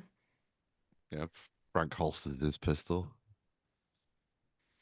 Well, if you've got someone who can deal with a walking corpse apparently brought back by a Book of the Dead of some variety. Oh, that's fun. We knew there might be some undead involved. Book of the Dead is new. We haven't had one of those in a while. This location is definitely not supposed to be on anyone's radar, so we're gonna have to figure out what happened there. Apparently one of these kids' uncles works with us. The two more extremely identifiably agents look at each other, look back at you, immediate like like real tight smiles and are like, "Oh, okay." It's apparently an accident of sorts. They nicked the keys and came up here. No, I think we know who this belongs to and probably what happened. The kids are not gonna be in trouble. Okay, Um, good. No one's gonna be in trouble. We're just gonna take care of this before anybody else gets any more traumatized. Frank, it's been a Hello. while since you've worked with the youths. How do you feel about maybe a kind of youth agency program, some mentorship for kids who Yeah. know a little too much? Yeah, okay. We'll be in contact. Thanks everybody. Yeah. Phoenix is gonna take you back to your vehicles or plane or any hotel that you want that is outside of a 30-mile radius. And we'll be in touch after we deal with some things to let you know how things go. Cheers to that, ma'am. And with Yes. that, I'm in a hurry to get out of this 30-mile radius. with that, you are all swiftly but securely ushered back to your van, and Phoenix, with the deftness of an F1 driver, zooms off into the night as you have maybe not resolved, but at least set on the path to resolution. This very strange happening up in the outer unincorporated territory of Loose Media County. And with that, I will end our session. Thank you so much for sticking with us, especially since we went a little bit over time. And I know we've got a couple of our overseas folks who are up very, very late. Yeah, Kieran Durundu, thank you for being here. Yeah. You're welcome. Welcome back, Absolutely, my Danny. pleasure. Take us out. Hi, Yes, Danny. this was a fantastic game as always. Thank you all so much for playing. Thank you, Alondra, for running this game. That was amazing as always. And it was great to have a couple of new faces playing along so well. This was just fantastic to watch and chat. Thanks for chatting along. That was great to have people talking through the whole thing. It was awesome. So, to wrap up, the way we normally do is we will just go through, let you shill anything that you would like to shill. So we'll go ahead and start with Gerundu. As I Back to me again. Sorry, I got Yeah. my internet cut off. Oh no. Oh, we got you. Not to the point of kicking me. Oh, Oh, did I speak oh. too soon? Oh. Don't jinx okay. it. Still there. Don't jinx it. I'm Gerundu. I'm on the Majestic Goose Network, and I'm on No Return, Kia's show. The show that Kia is going to plug more effectively than I will. Hooray! All right. And Rebecca, anything for you? Yep, I'm Bomb Fancy anywhere on the internet except for TikTok, where I am Mimic for Hire for D&D content or Sorry for Hire for VTM content. And YouTube, you can find me on Sanguine Wizards YouTube channel, where we have a lot of VTM goodness. All right. Alondra. I'm Alondra, aka Lady Bedivere. You can find me at Lady Bedivere on all socials. You can also find me on the Quest and Chaos Network on Monday, where I'll be running Octon Cthulhu, and you can get even more worse accents. I am also here regularly on Meme of the Month on Majestic Goose Network. You can catch me on Vanelosman's channel on Wednesdays on Midnights in the Garden of Chrome and Fog, and a bunch of other places where I will keep popping up despite your best efforts to stop me. Beautiful. And Kier. Yeah, I was Kia Joe. You cannot find me on any socials. However, you can find my show. It's the fantasy fiction audio drama called No Return, available anywhere you can find podcasts. So check it out. I like it. I made it, so I'm biased, but I think it's worth checking out all the same. I hear there's a really cool guy called Gerundu who does a lot of voices. He does a lot of voices for it, and he's very He's cool. aight. He's But aight. there's someone else on here who does a couple of cool voices for us as well. Yeah. Danny. Awesome. And Tiana. Hi, I'm Tiana Wren, also known as Vaneloswin. I stream on Quest and Chaos here on Majestic Goose Network. Over on my own channel, Vaneloswin, the thing I want to most promote at the moment is Midnight in the Garden of Chrome and Fog. We are in the last quarter of the current season, and things are getting rough in the best possible way. Let's go! Go catch up on YouTube. It's a very short first season, but it's really worth it. Yeah, it's going to be 16 to 17, 16 episodes total for the first season. Nice. All right. Well, the standard Majestic Goose plugs, we do still have a couple of streams ongoing. We've got Crits and Knits, even though we have wrapped up our first campaign. We are doing a bunch of Just the Knits episodes to carry us through as we're getting ready for the second one. We do have, that is on Wednesday nights, and this week is a Crits and Knits week, so come join us there. We do have That's Pretty Crafty, that is alternate Tuesdays, so the weeks that we don't have Crits and Knits, we've got That's Pretty Crafty, where we talk about various pop culture things and make crafts, sometimes vaguely associated with them, sometimes not, because we realize that we've got a lot of projects to wrap up. We also are deep in the trenches of Storytime with Silas, so that will be out in October. But anyone who's interested in our annual horror audio drama, please be sure to mark that on your calendars. It will be released every Thursday in October. That is our plan. And I've got some lovely voice actors in the chat here, as well as perhaps an author or two. So, yeah, definitely stay tuned for that. And I believe that is everything. We will be back next month with another Meme of the Month. We are scheduled currently for August 23rd, so mark that on your calendars. We will see what sort of chaos and canon we can come up with for that one. For now, though, I think that is it. Thank you all for watching. It's been fantastic having you, and we will see you next month. Bye. Bye.